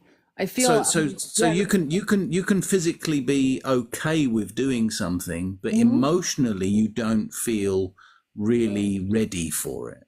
Well, because you ignore your emotions because you feel like you want to physically. Right, but again, we go back to the body being an organic machine. Yeah, and the bottom line, that's what these bodies are. And that means that a woman can have the big O swimming naked in the ocean because, you know, everything gets, and she just, boom, explodes. We have to remember it all goes in the head. The intimate level of sacred intimacy starts in the head and the heart chakra, and the root chakra doesn't always have to be uncorrupted. In fact, one of the interesting aspects about union with a twin, and let's say your root chakra is corrupted by past trauma, unhealed or unseen, and then suddenly here comes your twin, and the calcifications, the bedrocks, you know, that have been lodged in your root chakra gets completely, it explodes. As a matter of fact, that's why I tell clients is that quite often the reason why a twin runs is because the sex was beyond, it was massively healing, or it imploded all sorts of things they can't even articulate to themselves. Basically, it exploded. It's like somebody put a bomb, boom, all of that is gone. And suddenly the masculine or the feminine, you know, but typically, I'll be honest, in this case, it's the masculine that runs like crazy, like, holy shit, he's stumbling over himself. And it's because, well, the way we train and corrupt men's ideas of what is sexually normal and what is acceptable. And like going back to DiCaprio and Justin Bieber, as young men, because society tells them they should be, hey, you scored. Well, yeah, that's great, but the body's an organic machine. I mean, this would happen even in solitarily. It's like, you know, so I mean, it's not like they're, and so the problem is we're not supporting these young men and realizing, is this good for you? Is this healing for you? Is this fun for you? Is this what you want? Or do you feel pressured by peer pressure or even the fact that you think that that's what a man would do as opposed to giving up? I mean, there's a famous scene with Jenny McCarthy grabbing Justin Bieber's butt and grabbing it. I mean, it's obvious he's not interested. And he says, I feel assaulted. And everyone's laughing and clapping like that's the funny. She should have been booed off the stage. Yeah. I mean, it was an invasion of his privacy. It was not beyond. You know, if that had been a chick, and that was an older man like Richard Gere, oh my God, his career would have been done. Yeah, it would have been some severe backlash from that. Yeah, massive. I mean, it would. Let's look. Ultimately, Kevin Spacey has been banjaxed because of his antics. Yeah, and I actually feel that the fact there was definitely that was on purpose, that takedown. There was this is like an in my view an establishment takedown. That wasn't like the one person who was abused just decided to speak up there, but he was definitely encouraged to by Yeah. I think Spacey was the beginning of the the floodgates. Well, with Spacey, everything I've ever heard about Spacey was he was a cruel man. He was just cruel. He was a complete asshole, and there was no elegance. And what's interesting is that I'm going to always direct everyone back to look at the eyes. I'm not just look at the eyes. They tell you everything you need to know about a person. On the side note of going back to the root chakra being kidnapped, I will bring up the fact that I have Hindu clients, right? And they've been, they learned mantras when they were the first words out of their mouth after mama and dada was probably a mantra, right? With that said, but what I found was interesting, and this is throughout our religions, is this weird idea that only the top chakras are used. Like the root chakra was never handled. So only the top chakras is that and I realize that the shaming of what's housed in the root chakra, it's actually not even articulated. Like, don't talk about the root chakra. Like, don't work on the chakra. What's really important is the solar plexus up. And I don't know who came up with this idea that this was normal, but I can tell you that, Mystic, I know you agree with that because I saw your pages where you're talking about chakras. You realize that the foundation, the subtle healing of sexual trauma or any other trauma of any types of other abuses, not withholding sex, but other things, like verbal abuse, physical abuse, gaslighting, things of that nature. So the kid never felt safe on any other circumstances. That will be subtly healed on your own if you work on those chakras from root to crown or crown to root on the daily. And people still, because you can't see it, they still don't understand the validity. I just had a client slash friend, in our group, Mystic, who said, oh my God, the altar, Tony told me about the book. I bought the book, do the altar. Oh my God, money's just coming in. And I said to her, thank you. Could you please tell more people? And so she did, because people can't see things, because they've been trained to think that way, so all the energy work that could heal them free, in some cases free, they won't do. And there are two aspects to that. One, they don't feel like they have the tools to heal themselves. And two, they don't realize that just by doing the work, it's like if I take a dumbbell and every day I do, 3 sets of 15 with a 50-pound dumbbell, there's no way I'm not going to grow a bicep. That's impossible. Of course, I'm going to grow a bigger bicep. But yet because you can't see the results, overtly, they don't realize that the results in 1 year will be, oh my God, my monkey mind's no longer slashing me apart. Oh my God, I'm actually getting downloads. Oh my God, I'm meeting amazing people. My life is changing. And so I wanted to, Mystic and Bear, what are your thoughts on that? I will add, and that's why, let's come full circle, why the shadow work is important, why it's important to dive deep into what's holding you back from believing in yourself or believing in the magic within yourself to create and manifest this type of money. You know what I mean? Or anything in your life, or to get the download or feel worthy to get these downloads. So it's all about what we're talking about, doing the shadow work, being open and receptive to healing and not placing blame on yourself when it's time to heal or when you need to heal. Yeah, I agree. And what are your thoughts, Bear? So I'm going to talk differently than you guys, just because I want to give like a male perspective here, and I feel that a very common challenge that we have, and you kind of touched on it a little bit, that shame and not feeling safe to express your shame and how your initial experiences in sexuality have led you to, shy away from feeling safe to be open in emotionally intimate ways with a partner. And like all of the chakras, really, they build upon the safety and the certainty of knowing, that you are one, that you are whole, that you can communicate authentically and you will be safe. If you can do that with yourself to begin with and get that safety with yourself to really be honest about your experiences in life and how you really feel, that is such a huge thing that men will not do. To be honest with themselves and vulnerable with themselves. Once they can do it with themselves, you become, you care so less about expressing, about how other people will see you. Yeah. Because you just feel solid in who you are and what you know about yourself. There's no need to be concerned about other people's perceptions of you. Obviously, it largely depends on the circumstances.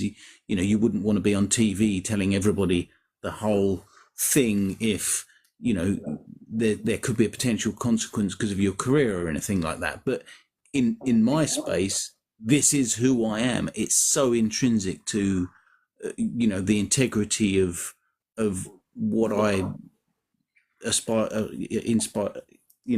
who I plan to show myself to be. I have to be authentic with myself and be confident in expression of it. And I think that's really important. So getting back to the chakras, the root chakra is the security chakra. It's the beginning of it all, isn't it? It is where the creation happens. Yeah. You have to know that you're safe in order for that to spark. I think so. It's awkward, it can be very awkward when you're intimate, especially when you have an activation like the Moldavite crystal, call your twin, right? It's like, so anybody else, and that's what discernment is really critical, is realizing that what just happened to you in this connection with a high level soulmate, with a bonded, we're using the word twin for, so we quickly understand each other. But the point is, that's where, when this intimacy happened and there's an earthquake of dogma and fear, self-loathing and shadows and shame, all, from not just this incarnation, on a side note, right? We know that, right? From other incarnations of other past sexual harm, right? That may have been stored through some scars into the root chakra and other chakras, right? And so here comes your twin after maybe 400 or 500 years of separation, right? And then suddenly there's this, it's like an earthquake. And I don't mean just for pleasure. I mean, it can be very confusing to people. It can scare the shit out of people. In fact, I'm going to tell you a story. It's incredible. So I had a 19-year-old girl whose mother wanted me to do a reading, and I got a download of what this connection was. She said, so we had amazing, we were intimate. It blew our minds. It was amazing. And then 10 minutes later, we were like, it's almost like something exploded in between us, and we were completely repelled. Like, not repelled, like grossed out, but repelled, like in fear. So my job was to find out, what the hell is that? Like, why? She goes, do you think he has problems? I go, no, this is not his. No, I'm not getting it's a problem with him. No, I'm feeling it's a past life. And so I continued the reading with her, and I had a download. I said, look, this is crazy, but I'm going to tell you, because my guys were saying, who do you think were in harems? And I said, you were in harem. You were one of the concubines. And for some reason, I don't know how, I couldn't get eunuch. I was like, how did I know? How? It wasn't a eunuch. It wasn't, it took me an hour after the call. I went into meditation to say, who was it? But something happened where they were dragged away in between as they were in making love to each other. So long story short, I get the download. I go, oh my God, he was a janissary. So I call her back. I go, please, do you have a minute? And I said, it was a janissary, Ottoman Empire. You were a concubine. You were lovers. That's the only way he could have gotten in through the harem. As you know this, right? A lot of people don't know how harems worked. I said, somehow he got in. I don't know how, but you got caught. and what they did to you is X, Y, and Z, and he didn't die so quickly, okay? And I said, that's why, because you were caught as it was happening. And then I gave her the homework, watch the movie Revenge with Kevin Costner. And sorry, you just to simplify what you just said, that's somebody who pretended to be a eunuch. No. I said I was trying to figure out, is it a eunuch? Is it because, it comes, when you have downloads like that, it comes in waves. Like you have to understand the filtering system, no matter what, is still 3D unless you're able to break through. And finally, after meditating, I was able to break through and go, it was a janissary right off the bat. Now, let me... So what is a janissary? Sorry, I'm trying to understand that bit. Oh, janissaries were special armed forces slaves, usually European boys that were trained to be the guards, like Green Berets or Navy SEALs of the whatever, the king, the emperor, the Shah, whatever, in that way, in the Ottoman Empire.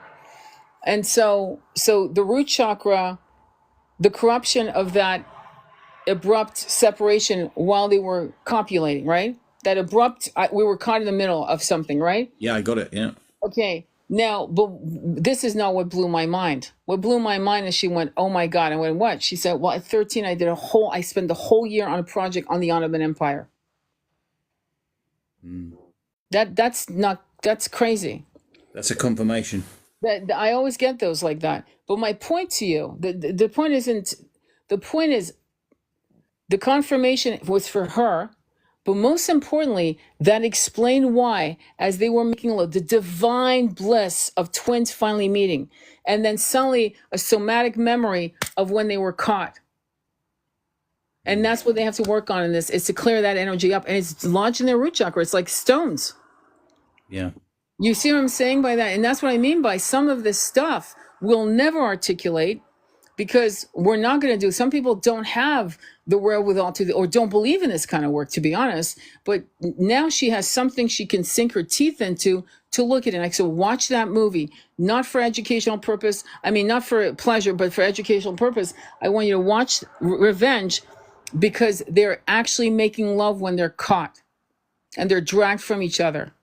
And that kind of shit reverberates into the next life. Those are what they call, this is why sometimes you got to do a soul retrieval guided meditation. For example, does that make sense? Yeah, absolutely. So when we're looking at sexual trauma, we keep like hanging on to this life. No, sometimes the shit's in a past life. It's out there in some hallway in the Akashik library somewhere, right? And one of the exercises I would say to someone like that, right? She's young, so as it is, that was a lot to give a young person. But I spoke to her mother afterwards and told her, and there was some more stuff that came up. I think it depends, doesn't it? If she's freaked out and she needs answers and she's wondering, what the hell's this? What's going on? She now gets clarity so that she can actually move on. Well, move on, but realize, because I said to her, the thing about these high-level soul connections with our beloveds, right? The ultimate beloved, right? Which we call twins. Okay, they may run from you, but they can never, ever run for long. The only thing that will completely disconnect you in this incarnation is them dropping their body by accident, overdose, or whatever, right? So, but and if you become transcendental, you can actually still connect to them on the other side, because now they're no longer trapped by the unfortunate fears and the nets, you know what I mean, of the trappings of 3D consciousness, which is very dense, as we know. You saw the Dr. Joe Dispenza thing. Remember the density. And what I'm going to say is that when we do somatic healing on ourselves, unable to articulate what is going on in terms of when we start sobbing and when we start shaking and all of that, like Reginald Ray is a perfect guiding system to work through his guided meditations on somatic healing. And that's going to help with these some scars, aka impressions, the butterfly effect, if you will, that still impacts your sexuality today, which on a frequency level would drop you, right? If you let me know if you guys agree, will drop you as a frequency match to actually maybe, because your own self-loathing, your own shaming, into another situation, not because you deserve it, but because you feel, and your frequency is a match to more abuse. Yes. You absolutely. What do you think? You can become a vibrational match to that which you did not heal. Absolutely. That's the problem. So that is the trap a lot of people get stuck in, right? Yeah. You have one bad relationship after another. You're repeating a trauma pattern that you become almost unconscious to, and now you're stuck, and you don't know that you're stuck. Exactly. That's exactly it. And that's why I feel as if once people realize the importance, and I mean, not to ever ignore any of the chakras, it's a staircase of your evolution, obviously, but to not ignore. And in Hindu cultures, I've talked to a lot, and I'm sure there's a lot of Hindus that know better than that, believe me, that do all their chakras. In fact, they know multiple chakras, hundreds of chakras. I get it. But when I'm talking about the basic working class, right, which we're talking about the basic working class, many of us are the basic working class, and we're going through our evolution journey. But with that said, that just ignore that, the very ignore in, down there, like even referring it as down there instead of the correct fucking words, just the weirdest, like the level of shaming through our culture. It doesn't matter what religious practice, what culture, what language, it doesn't matter. It's a stain across the consciousness of the collective. And the 1%, let's be honest, look at David Icke's work and how he's explained all of these weird shit that they do, right? I if you follow him for a while, you know what I'm talking about. Yeah, I'm intimately aware of his work and experiences. He talks about Watiko, which is like the mind virus of getting stuck in sort of toxic thought patterns and emotional patterns of anger and greed and stuff like that. Yeah. And it's funny, there was a movie, again, I love movies, obviously, but one of my favorite movies that really talks about what happens on the hang up of sexual abuse and sexual harm is the movie The Eyes of Laura Mars. If that's a movie about twin flames, I don't know what is. And it's with Tommy Lee Jones and Faye Dunaway. It's called The Eyes of Laura Mars. It's telepathy. What do all twins talk about? Telepathy. This was made in 1979, by the way. But it's telepathy. But the problem is she sees the telepathy of what he's doing. He's a serial, you know what? And they become lovers. And then she realizes who he is. And then he expresses what made him who he is. It's always the root chakra being corrupted. And you would think that after decades of watching little movies like The Matrix and, where people are claiming it, saying it's a documentary, and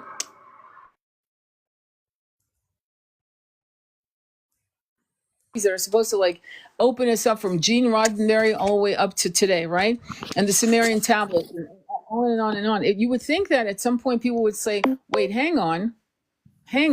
These are maps to our healing. And the healing starts with this. And if we do this, this, and this, it's almost like if you boil water for a cup of tea and you put a tea bag in the cup, your cup with a little bit of honey, you now have tea. Action, react, as results. And it's this obsession with being able to see things, leaning into corrupted scientific data and watching science morph and collapse with new understandings of what is now science. And then it's going to collapse again, right? Because new things will evolve, right? And new things will become true.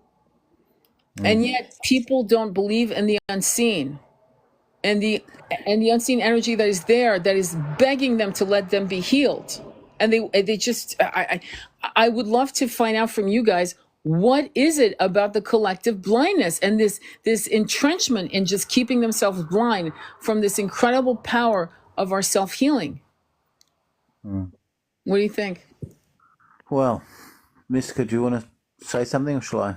Well, I think as time moves forward, more and more will come out of the shadows of not knowing, you know what I mean? And unfortunately, sometimes it takes the trauma of what's happening in our world to wake people up. Yeah.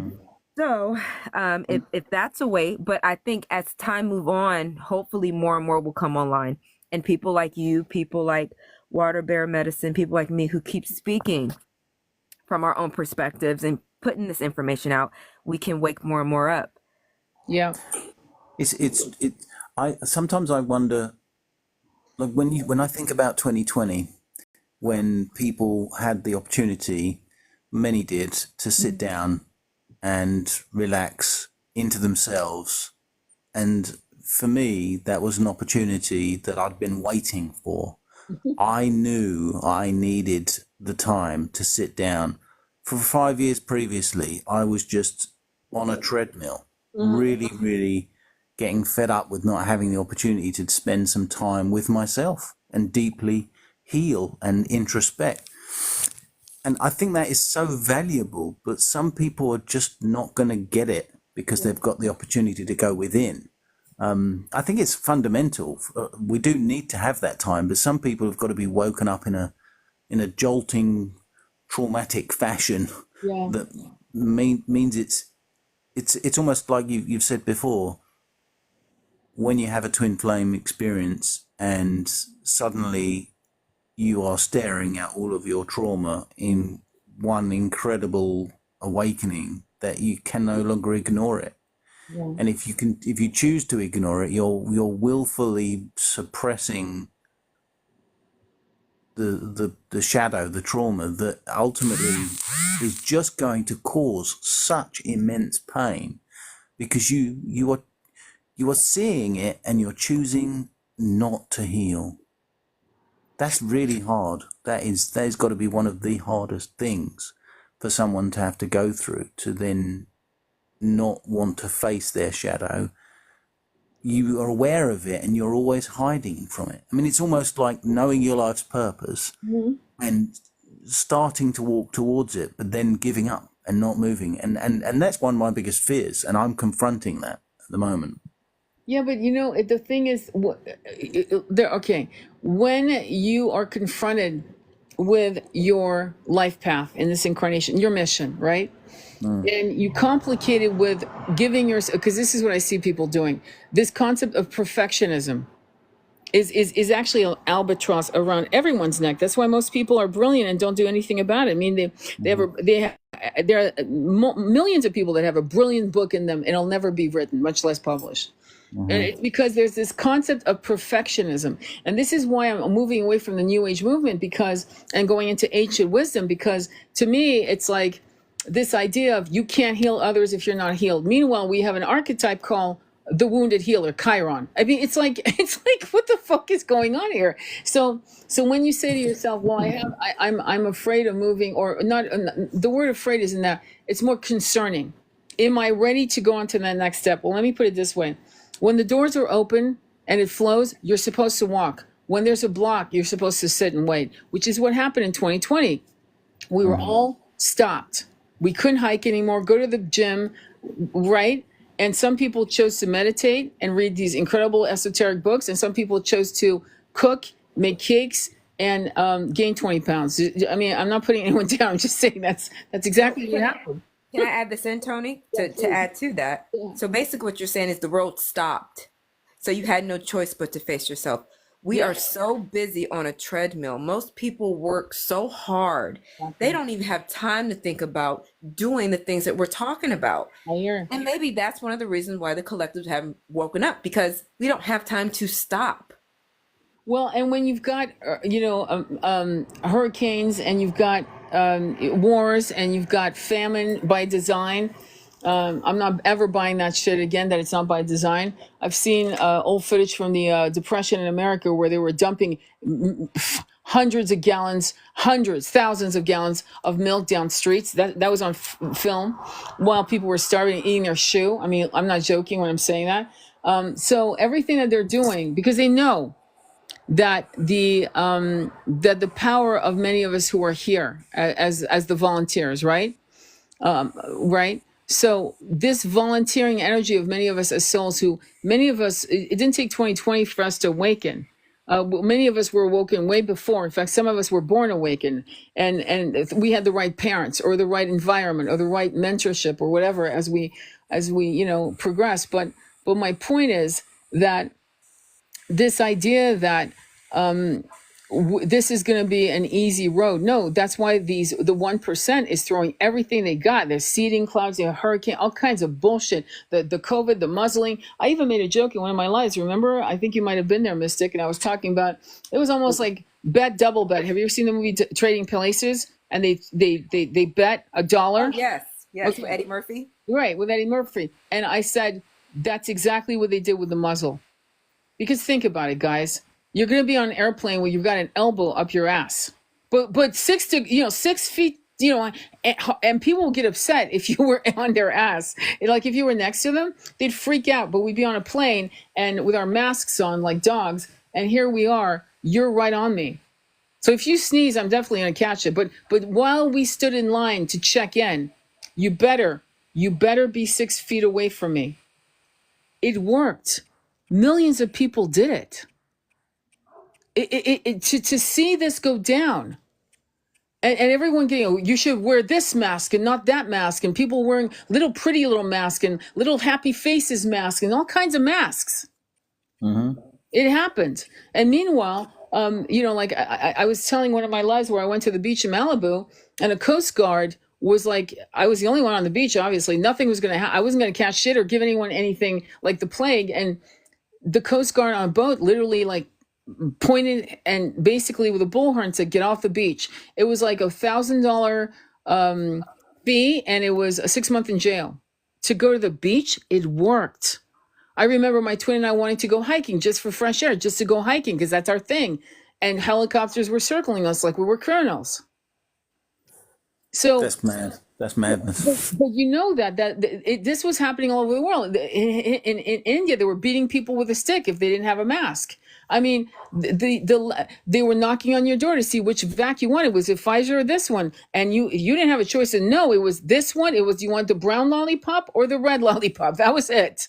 Not, I don't want sugar, And this is, when you look at this and people are still asleep, we're really, I'm going right back to the beginning of this, is that we have to be really, we have to triage this, in my opinion. And again, please argue the point.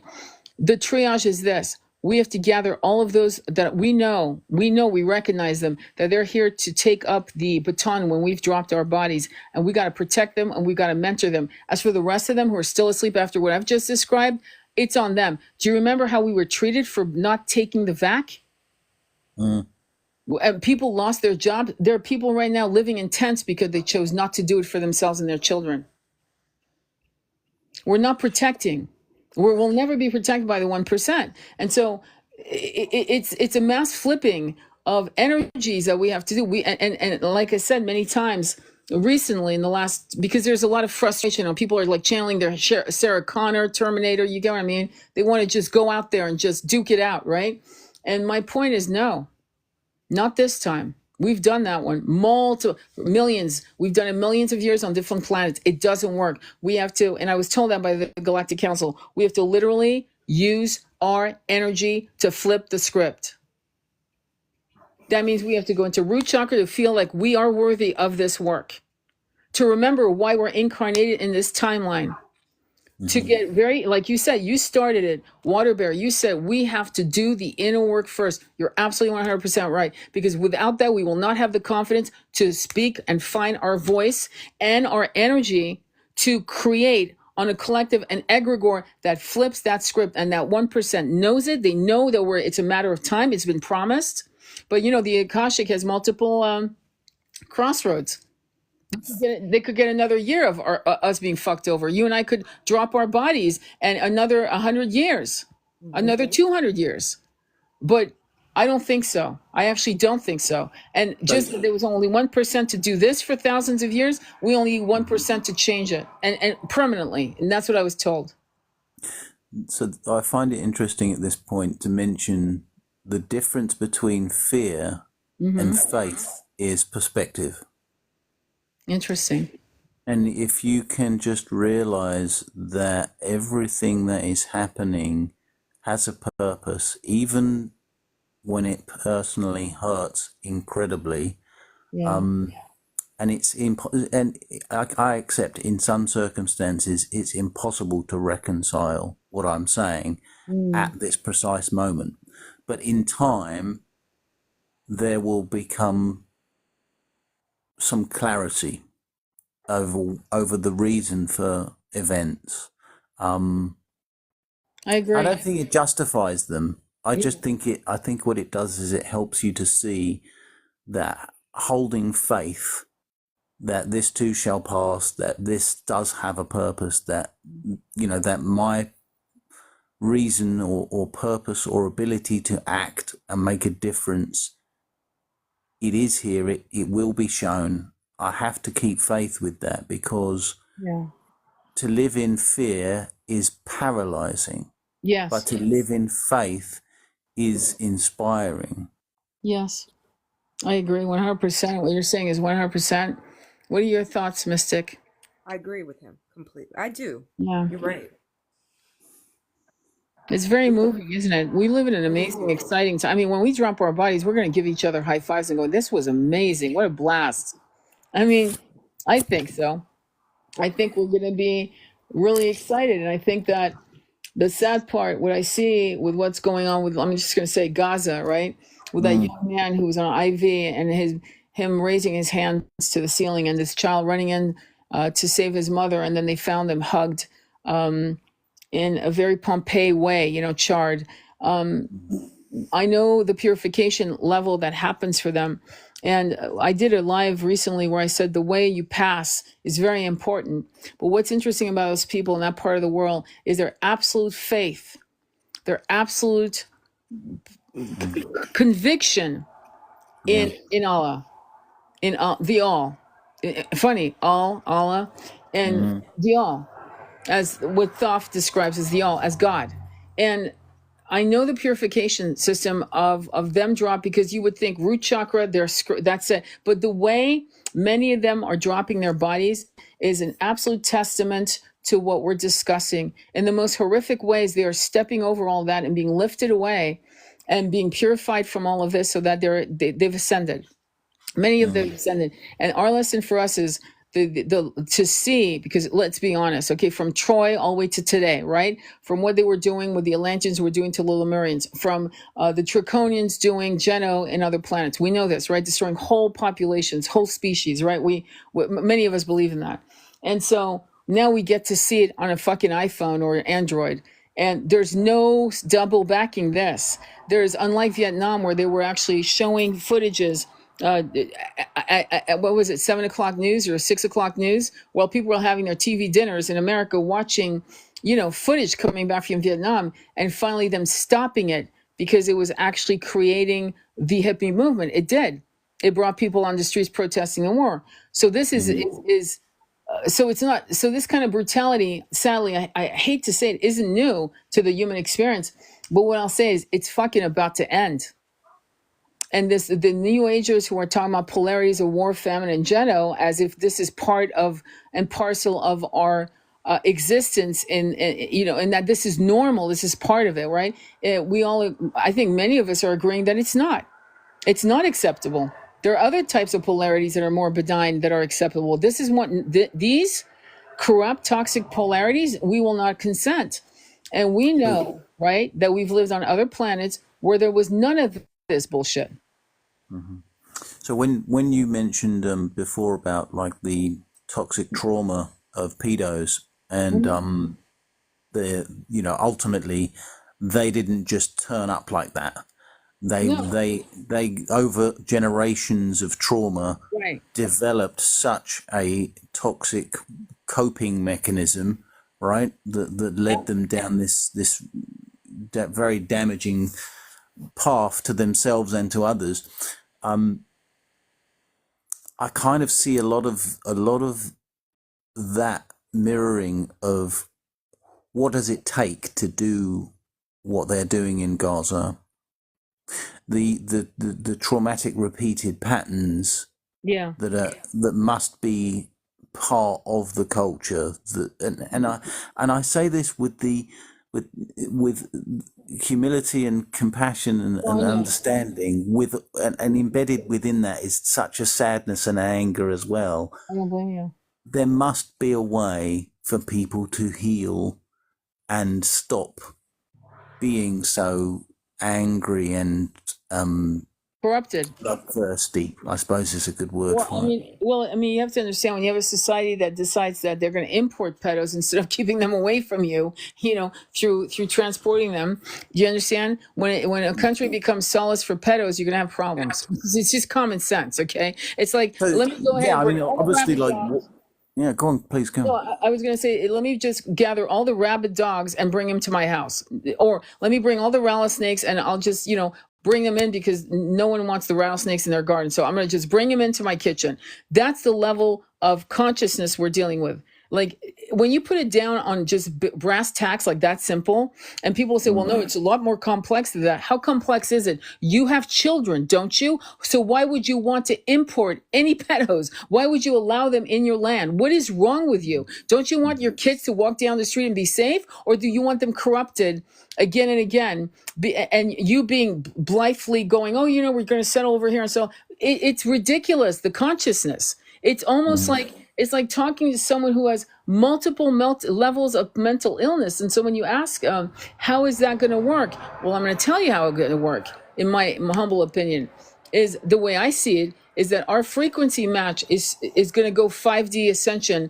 And that 5D vibration is whirling to a level of light that is not a match to 2 and 3. But by the way, on that level, it's 2D, 2 to 3D consciousness. Because it's beyond barbaric. I mean, hell, animals don't even do that shit. They just want to eat you, and we're done here, carnivores. So I mean, it's like, when you look at this shit, you're like, yeah, that's beyond. Like, I would never call them animals. That's too kind of a word. There's something wrong. There's something that is not a match. And so what the sad part for me isn't that you and I and others like us aren't going to cross the bridges into 5D, and the portals will close to leave these people behind. But most important, people like that all over the world, by the way, Sudan, Congo, let's go on and on, all over the world.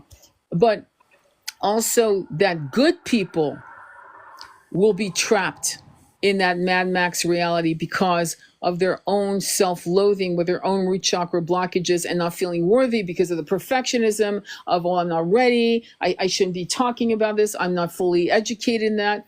I mean, let me explain to you how I understood how, in particular, and I can speak for Americans, how Americans they play this arrogant game, but to be honest with you, when you get in front of them, they're not that arrogant. They're not that confident. It's all a joke. It's like bluff. I'll explain something very simple. So I used to do chalk it up festivals, right? And anyway, I had an art magazine, and I would, ask people, well, what do you think of this piece? And what do you think of this? Just basic people, just on the streets, lawyers and architects. And, well, I'm not really educated to say anything, like I never studied art. What do you mean never studied art? What do you mean? I'm just asking, do you like this piece? It's like, 8 foot by 9 foot. And do you like it? Would you buy it? Or what do you like about it? Well, I don't know. I just don't have an opinion. And so that's on. I love this. This is so funny. I love the colors, or I love this. A 3-year-old would have the confidence to make a judgment call in an art museum, in a Picasso museum, or the Louvre Museum, or the British Royal Museum, or any museum. A 3-year-old would look up at a pin and go, I don't like that one. It's not good. It looks mean. Or what? It would have an opinion. But you've got grown-ass adults with masters and PhDs and bachelors in whatever the hell they've studied, who can't make a judgment on art. So anything. So that told me in my 30s that it was not a shock when people are so comment dit, subjugated to be told, well, how do you know about good art? You don't know anything about art. You're not educated. Where more complex issues, or maybe just black and white issues, like the situation going on, it's becoming black and white to many of us, that they wouldn't be able to make an opinion. They would not. Like, one of the things that came up with the Kamala Harris run is Kamala, women being asked, well, what are the policies that you like about Kamala?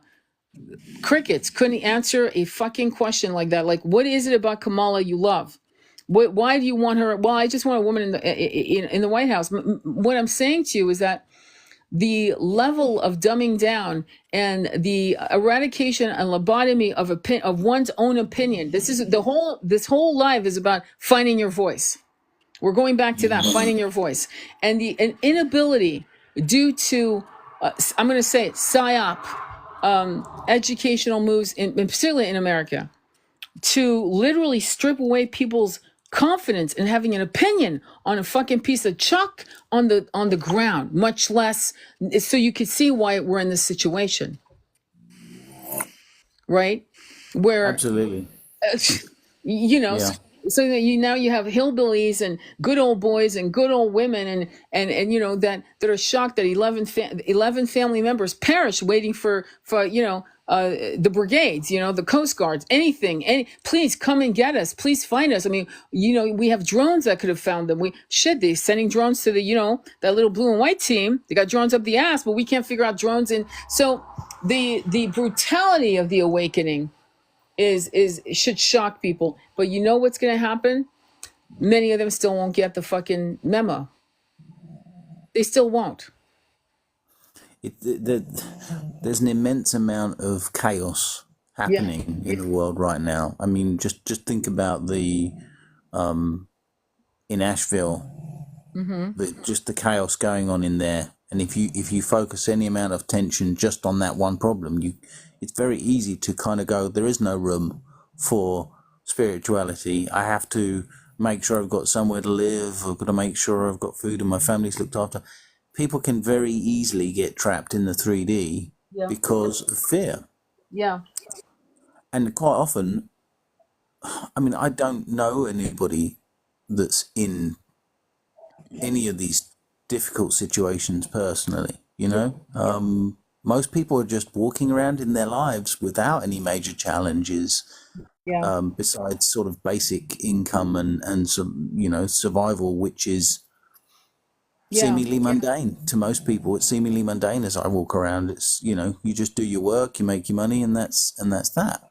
So there is room for spirituality in the circles of life as I look around where I am. But as soon as I look on the news, on social media, I'm overwhelmed. It's very easy to be overwhelmed. And so I have to kind of accept that I can share that information. I can give people positive comments. I can say, great, they're helping. I can donate a bit of money. But beyond that, I have to focus on looking after my daughter who lives with me and, do that, No, and that's exactly, this is why we need community. That's exactly why we need community, because there was a community that I posted, and I wish I could find it for you guys, but it's called Twin Oaks, I believe, and I share with our group.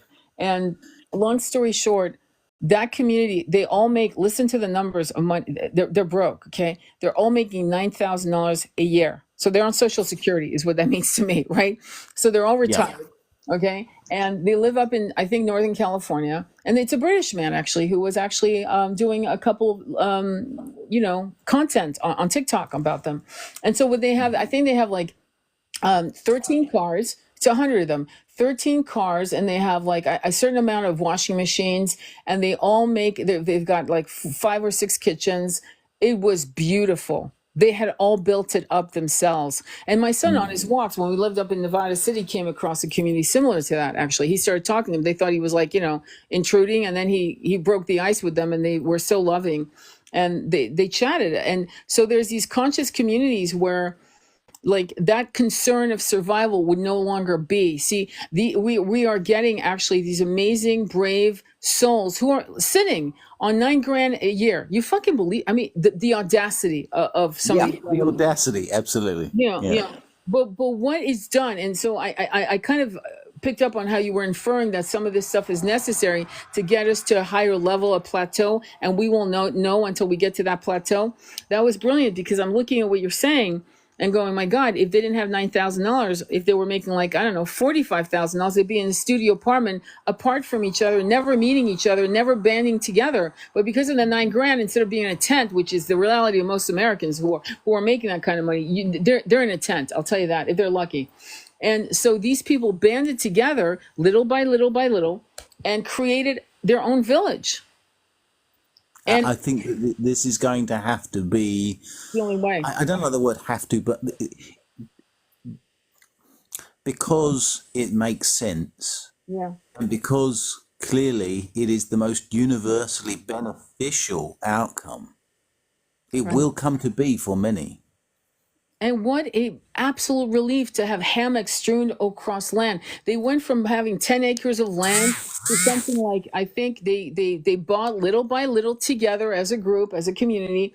I think they have like 80 acres of land now, something like that. They just start buying, which is very similar to what Michael Singer was doing when he first ended up in Alachua, I Florida. knew you were going to mention his name the moment you said that they were buying up land. Yeah.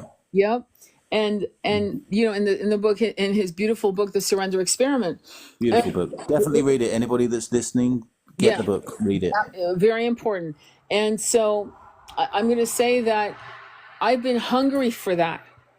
I would love to meet little babies. I would love to sit with elders older than me. I would love to sit with young men and women who are just starting out in the unfurling of their passions and their desires and their downloads and their remembrance.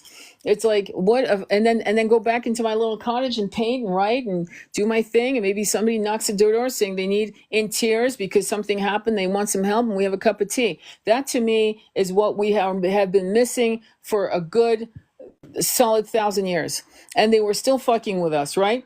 But we had pockets of nectar like that, and I think many of us remember those early times when things were a lot simpler, right? Bartering, very little exchange of money, things of that nature. And I think that at some point, we're being pushed to that, and for the greater good, for the greater good. And the irony of when I do like these guided meditations, right, Mystic, and I say, what do you want to visualize is the new earth? And guess what? We're all looking for the same thing.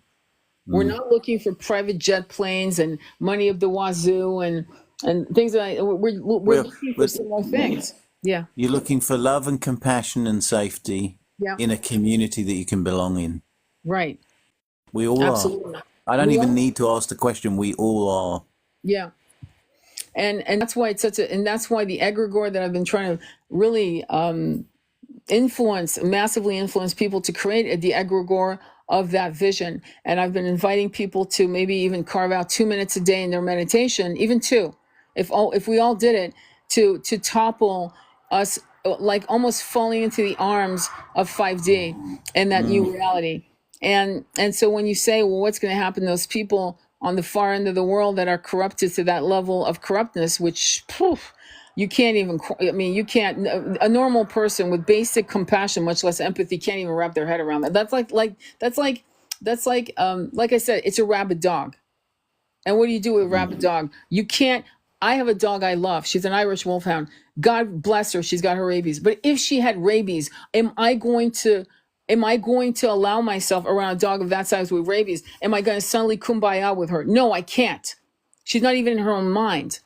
So the point is, our frequency will not be a match. And that's why many of us who go through the ascension lose, quote unquote, friends and family, because it's not longer a match. It's not longer a match in terms of the conversations. It doesn't make you feel good in your skin. You feel judged and maybe even bullied into coming back to the groove of what you were before when you were asleep, and you're not going to do it. And of course, there's a separation. You love them from afar. You might call them once or twice a year, whatever. But the point is, that's exactly, when you ask that question, that's exactly what's going to happen, but to a higher level of, they will no longer be in our sphere. In other words, they will no longer exist in our new reality, period. And the world they create is the world they have earned, well earned.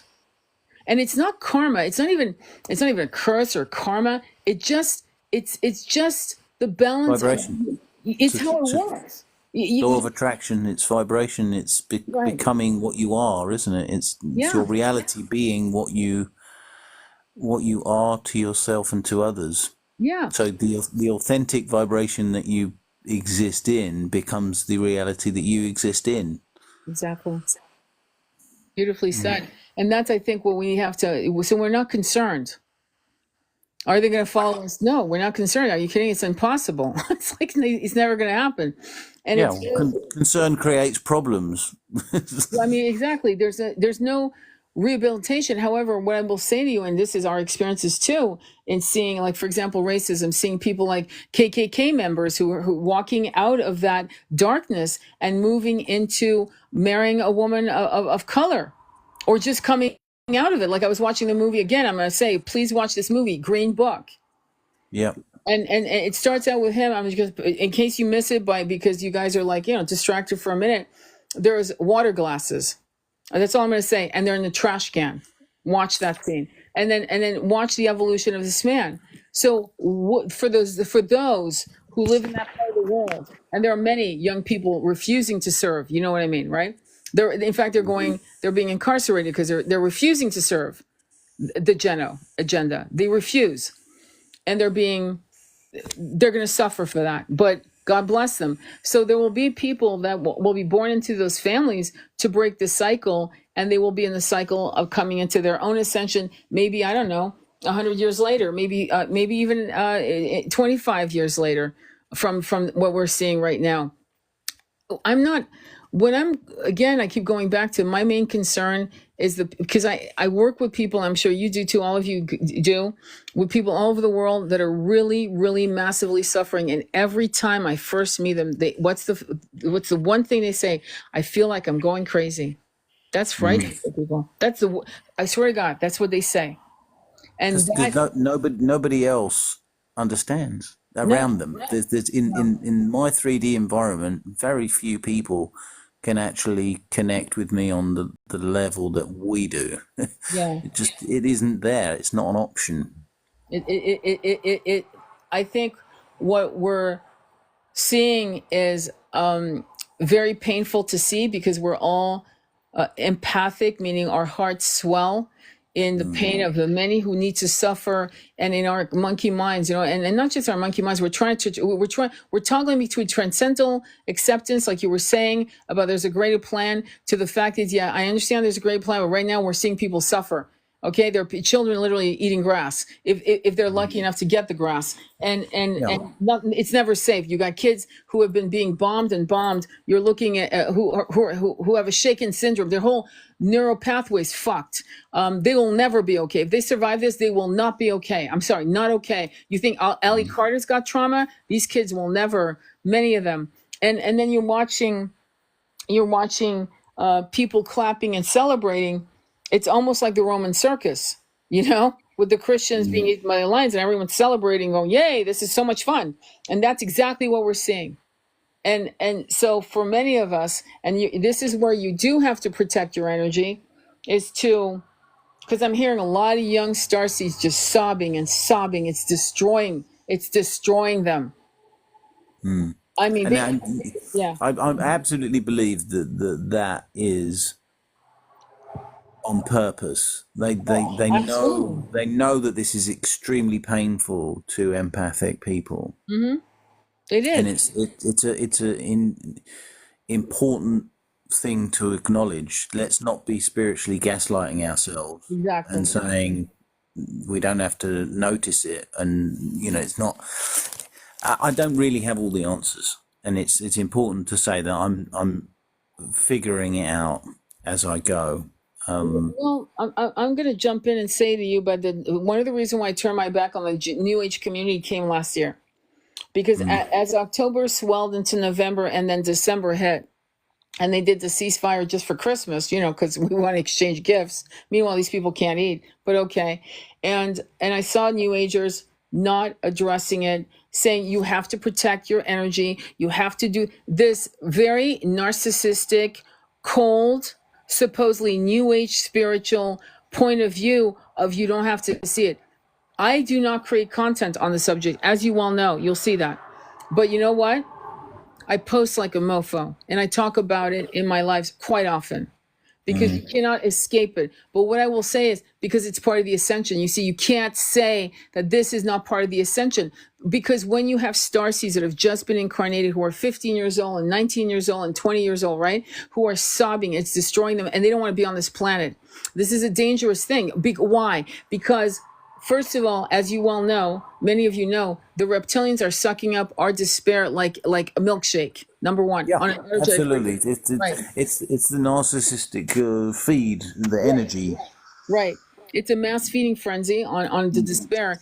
And so to be a spiritualist, right? To claim to be a spiritualist and to ignore what I just said, which is right there in our face, and to not acknowledge the fact that these kids are going to self-harm. They're going to go, because many of them did not incarnate for, they're volunteers who did not realize this because they haven't had human experience. Like, for example, me, I've had a lot of human experiences, a lot.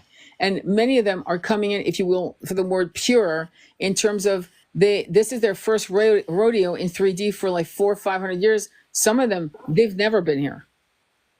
They're very wise, though. Don't get me wrong. Let's not confuse that. They're very powerful. That's why they're here. But they're being hijacked in the middle, right? At the age of 3, 4, with depending on where they were dropped, you know, right in the Bible Belt of this world. In the when I say the Bible Belt, I should say more like Orthodox, almost, I'm going to say fascist type of religious programming. And these kids, like, as it is, and then they see that and they're like, what's the point of being here? Like, I don't want to be here. Like, is that what human beings do? I'm out of here, right? And for to be a spiritualist and not realize that these conversations, you got to become a trapezist of having these conversations while also talking about the ascension and the ascension plan. You cannot ignore that and talk about ascension. It doesn't make sense to me personally. Yeah, is it Nalani Allo? She mentions I need help with this. How do we see these things that debilitate us inside but keep our energy high? And I think some sort of healing group where you can kind of talk about it and you know, accept the pain and suffering that's going on. We're kind of doing it now, aren't we? Yeah, we are.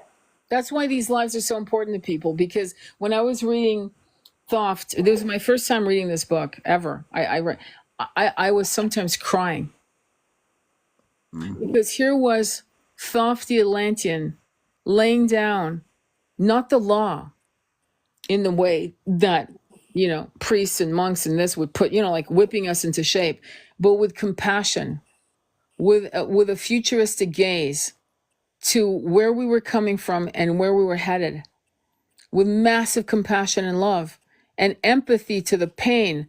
It's like walking on broken glass barefoot for many of us, right?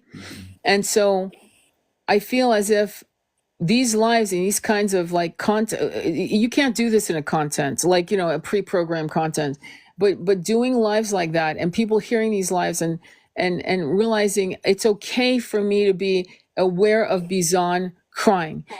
It's okay for me to see Bizan's cortisol face developing into cortisol, right? We've seen that, right? I don't know if you guys know what I'm talking about. These are faces. Just repeat that last bit again, please.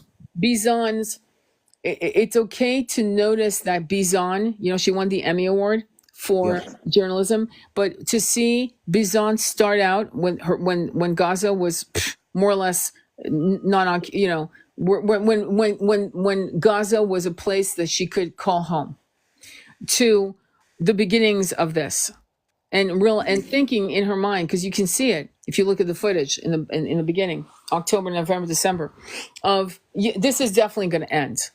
Into the following year when The Hague comes out with the edict of ceasefire, like we're not fucking kidding, like, you know, okay, to her looking at 368 days and her face is round because of the cortisol.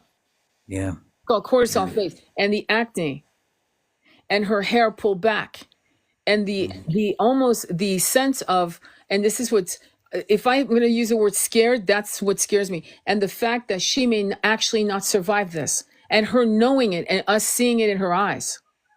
I'm still alive. People clapping. Gave her the Emmy. Oh, let's give her the Emmy. Meanwhile, what the fuck are you people doing in the audience that are multimillionaires?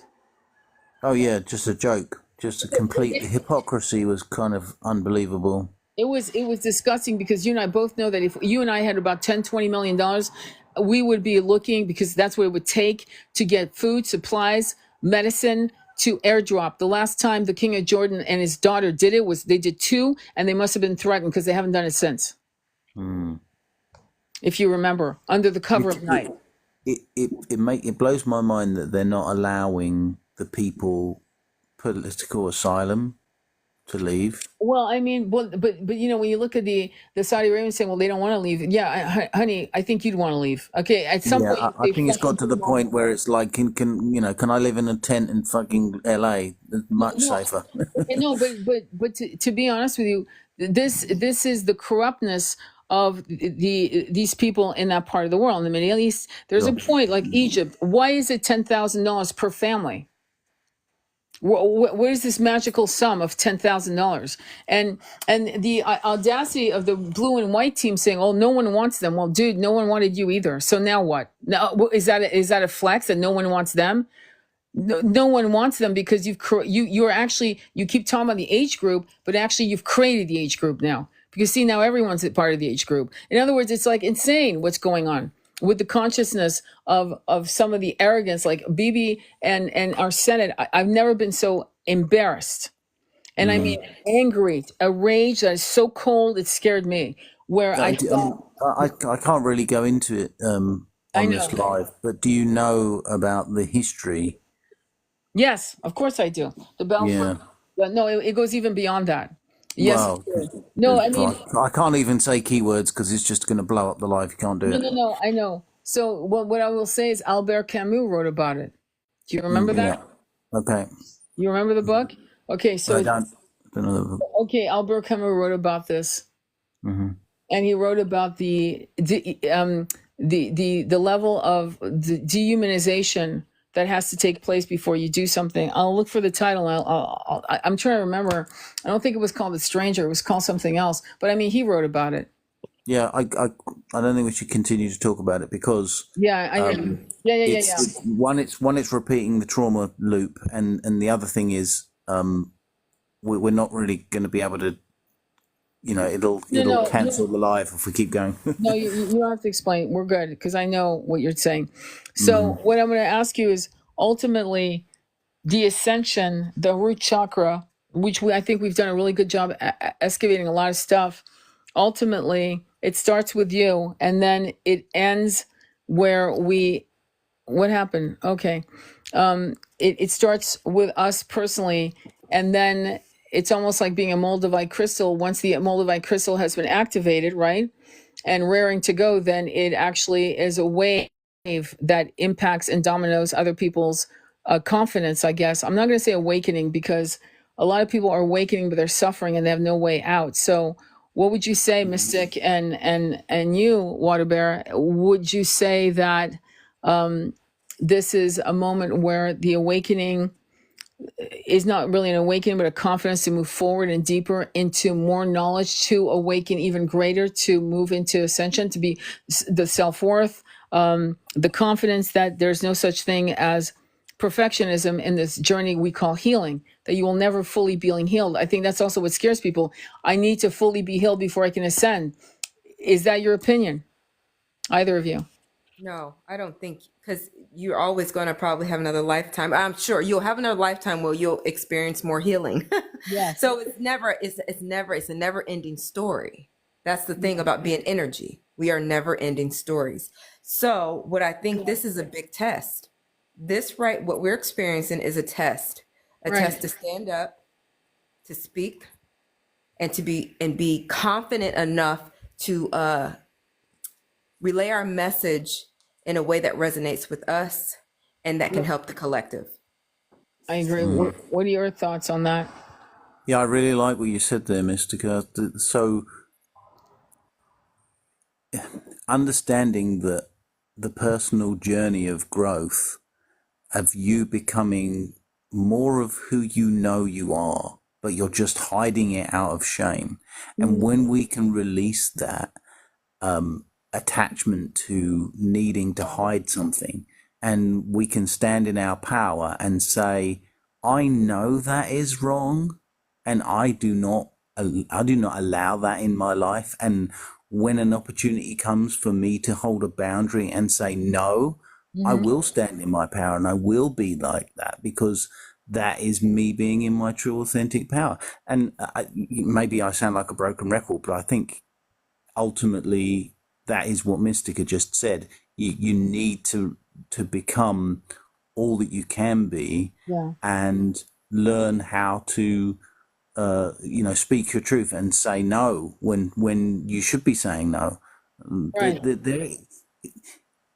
It is very difficult to say that this is just a spiritual thing, because even if someone has no awareness spiritually, they know between right and wrong, and they will feel it in their gut they have to do something. So even the most unawakened 3D of us will still, if they have a heart, if they have a moral virtuous aspect to them, that isn't, let's say, corrupted from a damaging upbringing or ancestral line, that they will want to heal. They will still have the soul path alignment to want to heal, and that is the calling, unconscious or conscious, of the spiritual path. And so, I'm really optimistic about where the rest of humanity, will go with this. But like there is so many available timelines that are all individual, and that may confuse people to hear that. But whatever path you choose will be open to you the more you align to your authentic self. Well, I mean, I don't think it's confusing because once we're in 5D, 6D consciousness on this planet, and also some of us will drop our bodies, we won't be here to see the full evolution of 5D. You know what I'm saying? So there will be a different experience, but still in higher dimensions, and freed from the samskars and the revolving, hamster wheel of these incarnations that we've taken in this particular dimension, this incredible density. And I think that you're correct. I mean, when I look at my twin on the other side, and I've seen the final clearing and cleansing and recalibration of his of shedding this incarnation that happened to be very difficult. It was a very difficult one, and some others, but mostly this was the one for whatever reason, that I probably will be privy some other time, maybe in this incarnation, or maybe when I drop my body. But what I will say is that and I said this before, some of us will, for the final 5D, graduation, if you will, for the lack of a better way to express it, will be dropping our bodies.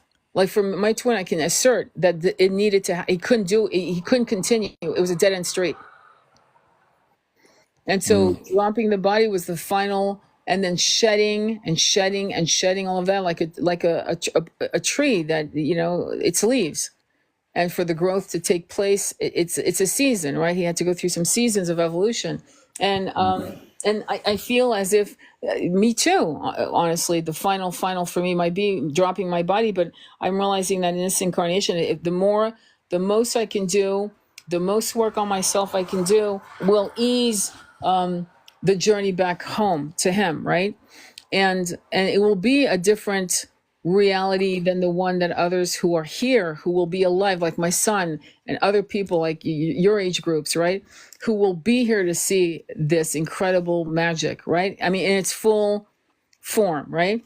And so I think you're right. I mean, there's going to be different pathways, and then for some people there will be pathways that are with different tribe levels for their different needs, their spiritual needs, their spiritual, the continuation of their evolution. So it'll still be on this planet, but on a different, stepping stone, if you will. Is that what you're saying? Because that's what I'm picking up. Yeah, I would just want to acknowledge. I'm sorry that you lost your partner in the 3D. And am I right in assuming he transitioned? Yeah, he transitioned in July. Yeah. I'm sorry to hear that. I know it must be. I know the different perspectives and things, but it's just. I just want to acknowledge the way that you've presented yourself is. You've obviously come to the acceptance of his passing, but you must still miss him. So my heart goes out to you. Yeah. No, I mean, I talked about it earlier, but I talked about let me put it this way. The suffering, and this is something I had to tell my son, His father died of a heart attack. Within like 2-3 minutes, he was gone. And my son was trying to save his life. And there was a lot of unsaid things, right? That he felt like so then he got to see my mother die of a lengthy disease, lung disease, in 2022. Then he got to see my twin pass of brain cancer, which was quick, but not really quick when you're suffering, when you're losing neurologically, everything's shutting down, your ability to stand, walk, sit, feed yourself, speak, you get the picture. And I had to take care of him, which was an incredible honor. You have no idea how happy it made me. It was hard, don't get me wrong, on my body, like physically hard, but my son stepped in. Finally, after a week or two of his passing, where we were both processing the passing because we were there when he passed, I turned to my son, I said, do you understand how sometimes when people pass like your father did? Let me ask you this. What was the best death you've seen so far? You've had 3 deaths in 4 years. Which one? He goes, Dad. I go, that's right. Why? Because it was quick. I go, that's right. You saw how they suffered? Yep. I said, do you understand? So sometimes you got to realize that an immediate death is not something to regret when you're still living. It's a mercy. When some of them, when they live, like your grandmother and my twin, one of your soul. I mean, he treated him like his own father, by the way, the way he treated him. But I said, what's interesting is that for me and Ananda to be together, we had to, in other words, he had to be the final grounding to dust with that. You see, because he was a boxer, he'd run up the hills, he was lifting weights, he was a 6'3", 220 pounds of power, right? Yeah. So there was this intimidation. He was Irish, and he was funny. He could quote Sanskrit and translate into the purport in English, and you get the picture. He was a brilliant man, but he was also there was an arrogance, a swagger. He even said, "I'm a patriarch." I said, "I wouldn't brag about that if I were you. You're a patriarch. Holy shit! Now what?" But I remember him softening and softening and softening, aging softened him until the final, and he burned a lot of karma. And we had some hard conversations. And when he finally passed, the mercy was for him, but it was also for me, because it's almost like I was begging him to leave this body. Because it was too horrendous to keep seeing him like that, having what I just gave you as a contrast of power and masculinity in its beauty, right? As a warrior, right? And so, in a way, had he died suddenly, though, the irony of me saying that to my son is this: had he died suddenly, oh my God, that would have gutted me out. And that's kind of, again, something I have to work under, because I have to like get really, but that's not how it happened. What happened was the degradation of his body was so horrific to watch. And he did it, and the way he didn't yell, he didn't suffer. In other words, he didn't woe is me. He was incredibly powerful in the way he faced it. And the religious talks and the esoteric religious, what I mean is, talking about the Bhagavad Gita and things like that, and the altar he had in his room, and the music and the kirtan that I was playing and the kirtan I was singing. By the end, I wanted him out of his body so he didn't have to do this anymore. And for almost 3 months of taking care of him, every morning when I woke up to see would he be gone, sometimes I slept at his feet. And to be honest with you, that right there is a mind fuck, because you don't know, you don't know if you're going to wake up to someone who's gone. And that right there is trauma. But what I found that was extraordinary is he taught me a massive courage. The incredible courage, because he never once complained. He never once, it was amazing. And finally, because the last thing, he went blind. And then the last thing is hearing. So when he passed, I was able to celebrate with him. And what I will say, and this is important because death is an important subject, is that we were able to clean him, dress him, and his mouth was open. I could not close it. And I said, baby, please, sweetie, close your mouth, okay? And I was talking to him saying, I'm cleaning you, I'm oiling you with sandalwood. And then guess what? A half hour later, I looked up and his mouth was closed, smiling. Wow. Yeah. So the love and respect, he perceived it in some way. Mm-hmm. No, absolutely. You keep talking to the body because the body is still somewhat linked. and I kept saying, you're going to the gardens of Krishna. That's what, the belief, and wait for me. And then so ever since, I've been communicating with him through my meditations in the morning. And he's been showing me the process of his clearing the energy, seeing what had happened, seeing some of the things he shouldn't have done that he did, regrets, all these things that a man like that would have gone through, to survive, to thrive, to then survive again, and things that are considered in our society the right. Well, that's what makes you a man. It's like, well, no, not really. Not if it self-harms you, not if it causes regret in your later years, right? And so there was a lot of stoicness and a lot of that had to be stripped away. And so when he did pass, I was able to see the process. It was shown to me through him what he went through, and now he's like the shining one. If you know what I mean. It's like amazing, and he's just waiting for me when it's time. And so I think that is why I'm strong, because I can tell you that when I was in separation, physical separation from him, and he was here, the pain, the dark night of the soul, I've never felt any. I mean, that was that one really kicked the shit out of me. I didn't think I was going to come out alive, honestly. And so when he passed, what shocked me is how transcendental I was, because not only did we go from twin flame to twin ray, and I felt it, and I said, I can't believe it. I think we made it. And then the final was something you'll see if you listen to this live, if you want to. I talked about it with Mystic on how we stood in front of the Galactic Council, hand in hand in a meditation. So my point is, like, that's why I can be somewhat transcendental. Do I miss him? Of course I miss him. But do I miss him as a soul? No, I don't. Like, because I'm in union, if that makes sense. So no, it does. It does make sense. And it's interesting. My brother lost his wife to cancer. Oh. In June 2023, she passed. And I swear that I've been perceiving her energy and her spirit. Sure. I think because I'm probably the most spiritually awakened, or at least publicly aware. Right. Right. Members of my family know that I'm kind of spiritual now, and and I just think that it's just obvious that she knew that I would be one to come to and relay messages to.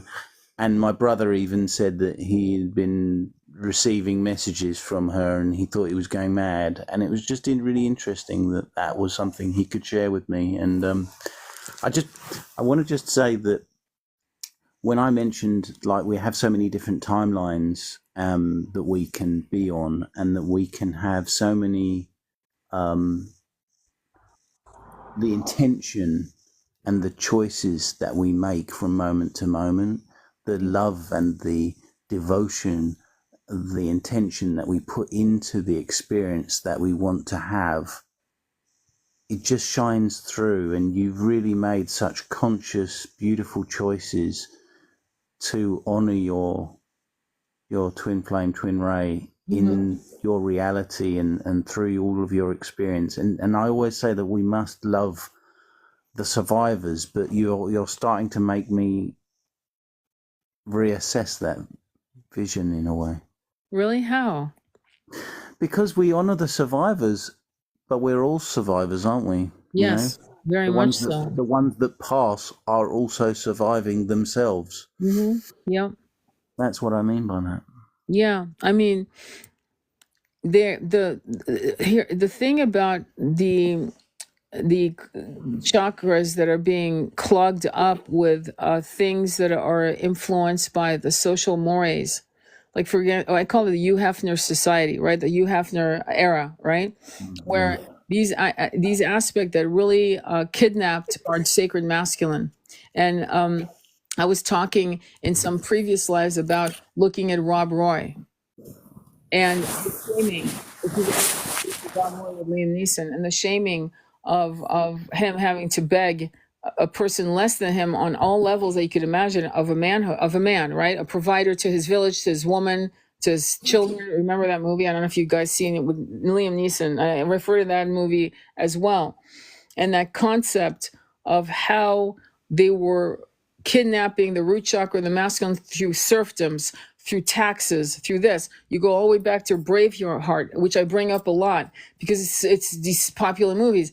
And what happens to Braveheart? What happens to William Wallace? Well, he has to secretly marry his wife. Why? Because they have the droit du seigneur, which is the right of the Lord to take the girl's for her virginity from her husband. Not her. She's not going to bed with her husband the first time she makes love. It's with her, the Lord of the land. And that kind of ripping apart the root chakra of the masculine through the feminine for 1,000 years, solid 1,000 years. I don't think we can disagree on that. That was a thing.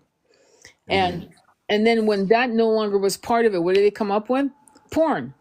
They came up with porn. They came up with, and I don't mean erotica. Let's not confuse the two. Porn. And then all of these weird locker room bullshit things that 200-300 years ago, I seriously doubt men were that, and when men were that crass, and if they were considered thugs. I agree with you. Yeah. You see what I'm saying? There was an elegance, right? There was an honor, and okay, so, and not to mention, if you did make love to the farm girl, whatever, you had to keep it secret to honor yourself and to honor her if you loved her, because you were going to marry her at some point. So the point is, that's the problem I'm feeling. So the kidnapping of the masculine root chakra is that's what I'm trying to talk to. So are all men going to be able to like evolve like you have, like my son, like my husband, like my twin, and all of these beautiful men, these beautiful divine masculines, who some of them were wounded and came through the portals of their own awakening?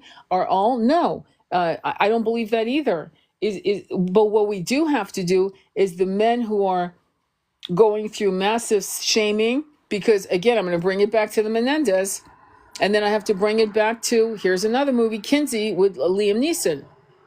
And Kinsey, Dr. Kinsey, was a virgin until he was 40, and then suddenly wrote and did all kinds of studying and data and collecting data on male sexuality. That came out in 1959, which broke all sexual barriers, right? But if you watch the movie, holy fuck, the conversation between him and his father's crying. And his father was like, I think he was a minister or something. And what he says about how he was treated as a boy, you should watch that just for that scene alone. Because was it called Kinsey? It was called Kinsey with Liam Neeson. It's called Kinsey. Kinsey, Indiana University. And I remember, it's funny how the consciousness changes, because in the movie they've actually, it's in the movie, you see it, where a pedo is interviewed. And it's fucking shocking. And I remember when I was a kid in the 70s, how normalized it was to be a pedo. It was part of just flavors. You want ice cream, you want strawberry, pistachio, or chocolate, or there's this other flavor. And finally now we're realizing with a pretty awesome, fierce, anger, like a righteous anger, that this is not to be ever accepted ever again under any circumstances. And I can't go too much into this on this live because they'll pull the plug on me. But there's certain things happening on different parts of the world where that is not only acceptable, it's done to particularly boys. I'll say that. That's it.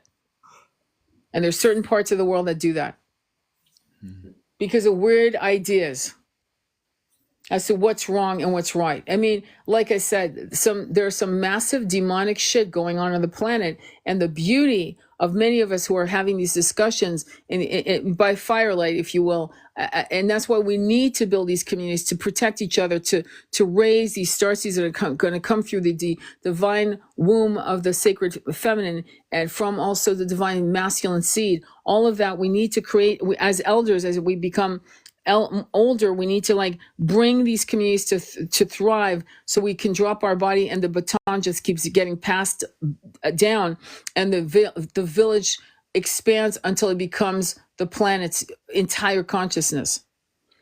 You know what I mean?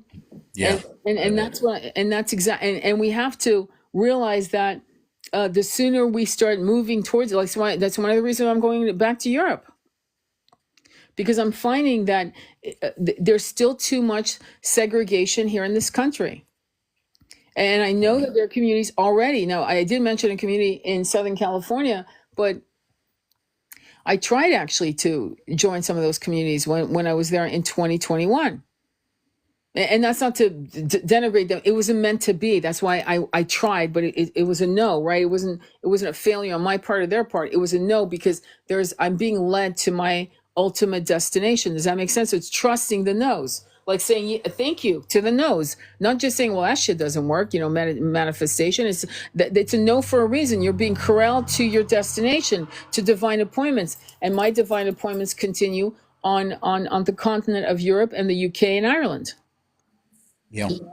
And so it's like no. That is really important, because serendipity, or like your ultimate fate, or what is meant for you, is always showing up. It is just happening, and people. It is hard if you push against what is supposed to happen. It feels wrong, doesn't it? Yeah.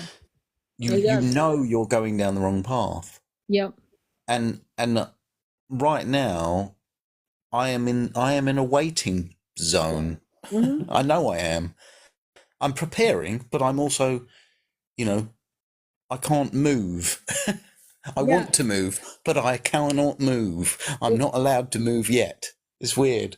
No, it's not weird. What it is this has actually happened. Sometimes we have like a year of that. Sometimes, like I had that when I lived in Sacramento. I felt completely trapped. I felt like a lion in a bird's cage, just pacing, and I was getting very pissed off. And then finally, I read somewhere, and I wish I could tell you where I read it, but it said that some of us go through forced hermiting. And I was like, wait, hang on, it can't last 3 years. In my case, it did not last 3 years. It lasted.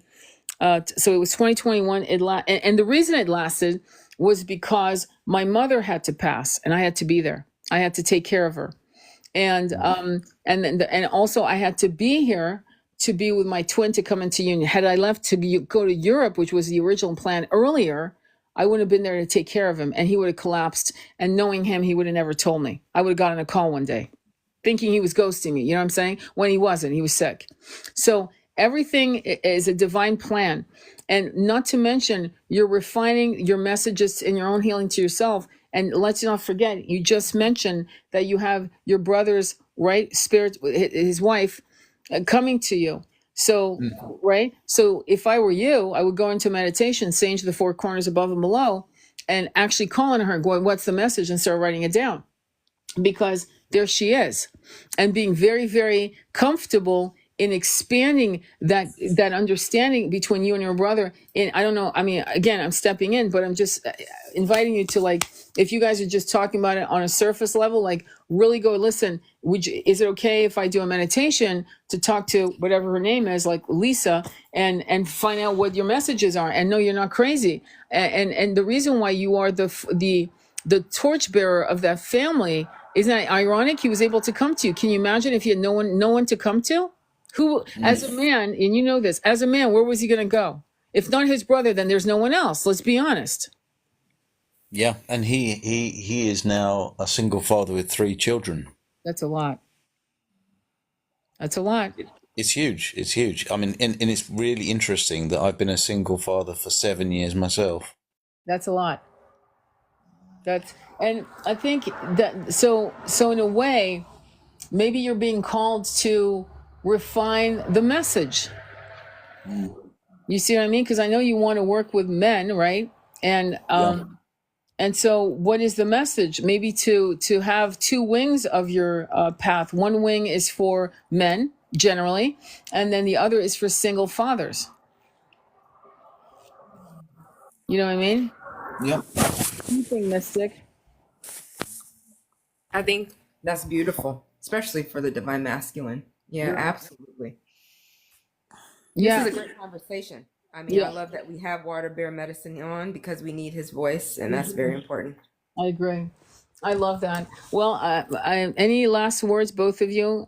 Because we could stay here for like another 4 hours. I could see this going on. We could. It's 1 o'clock in the morning in the UK where I am. Oh my God, I'm sorry. All right. It's okay. It's been a valuable healing conversation for me, and I'm been inspired to listen to you both and be part of it.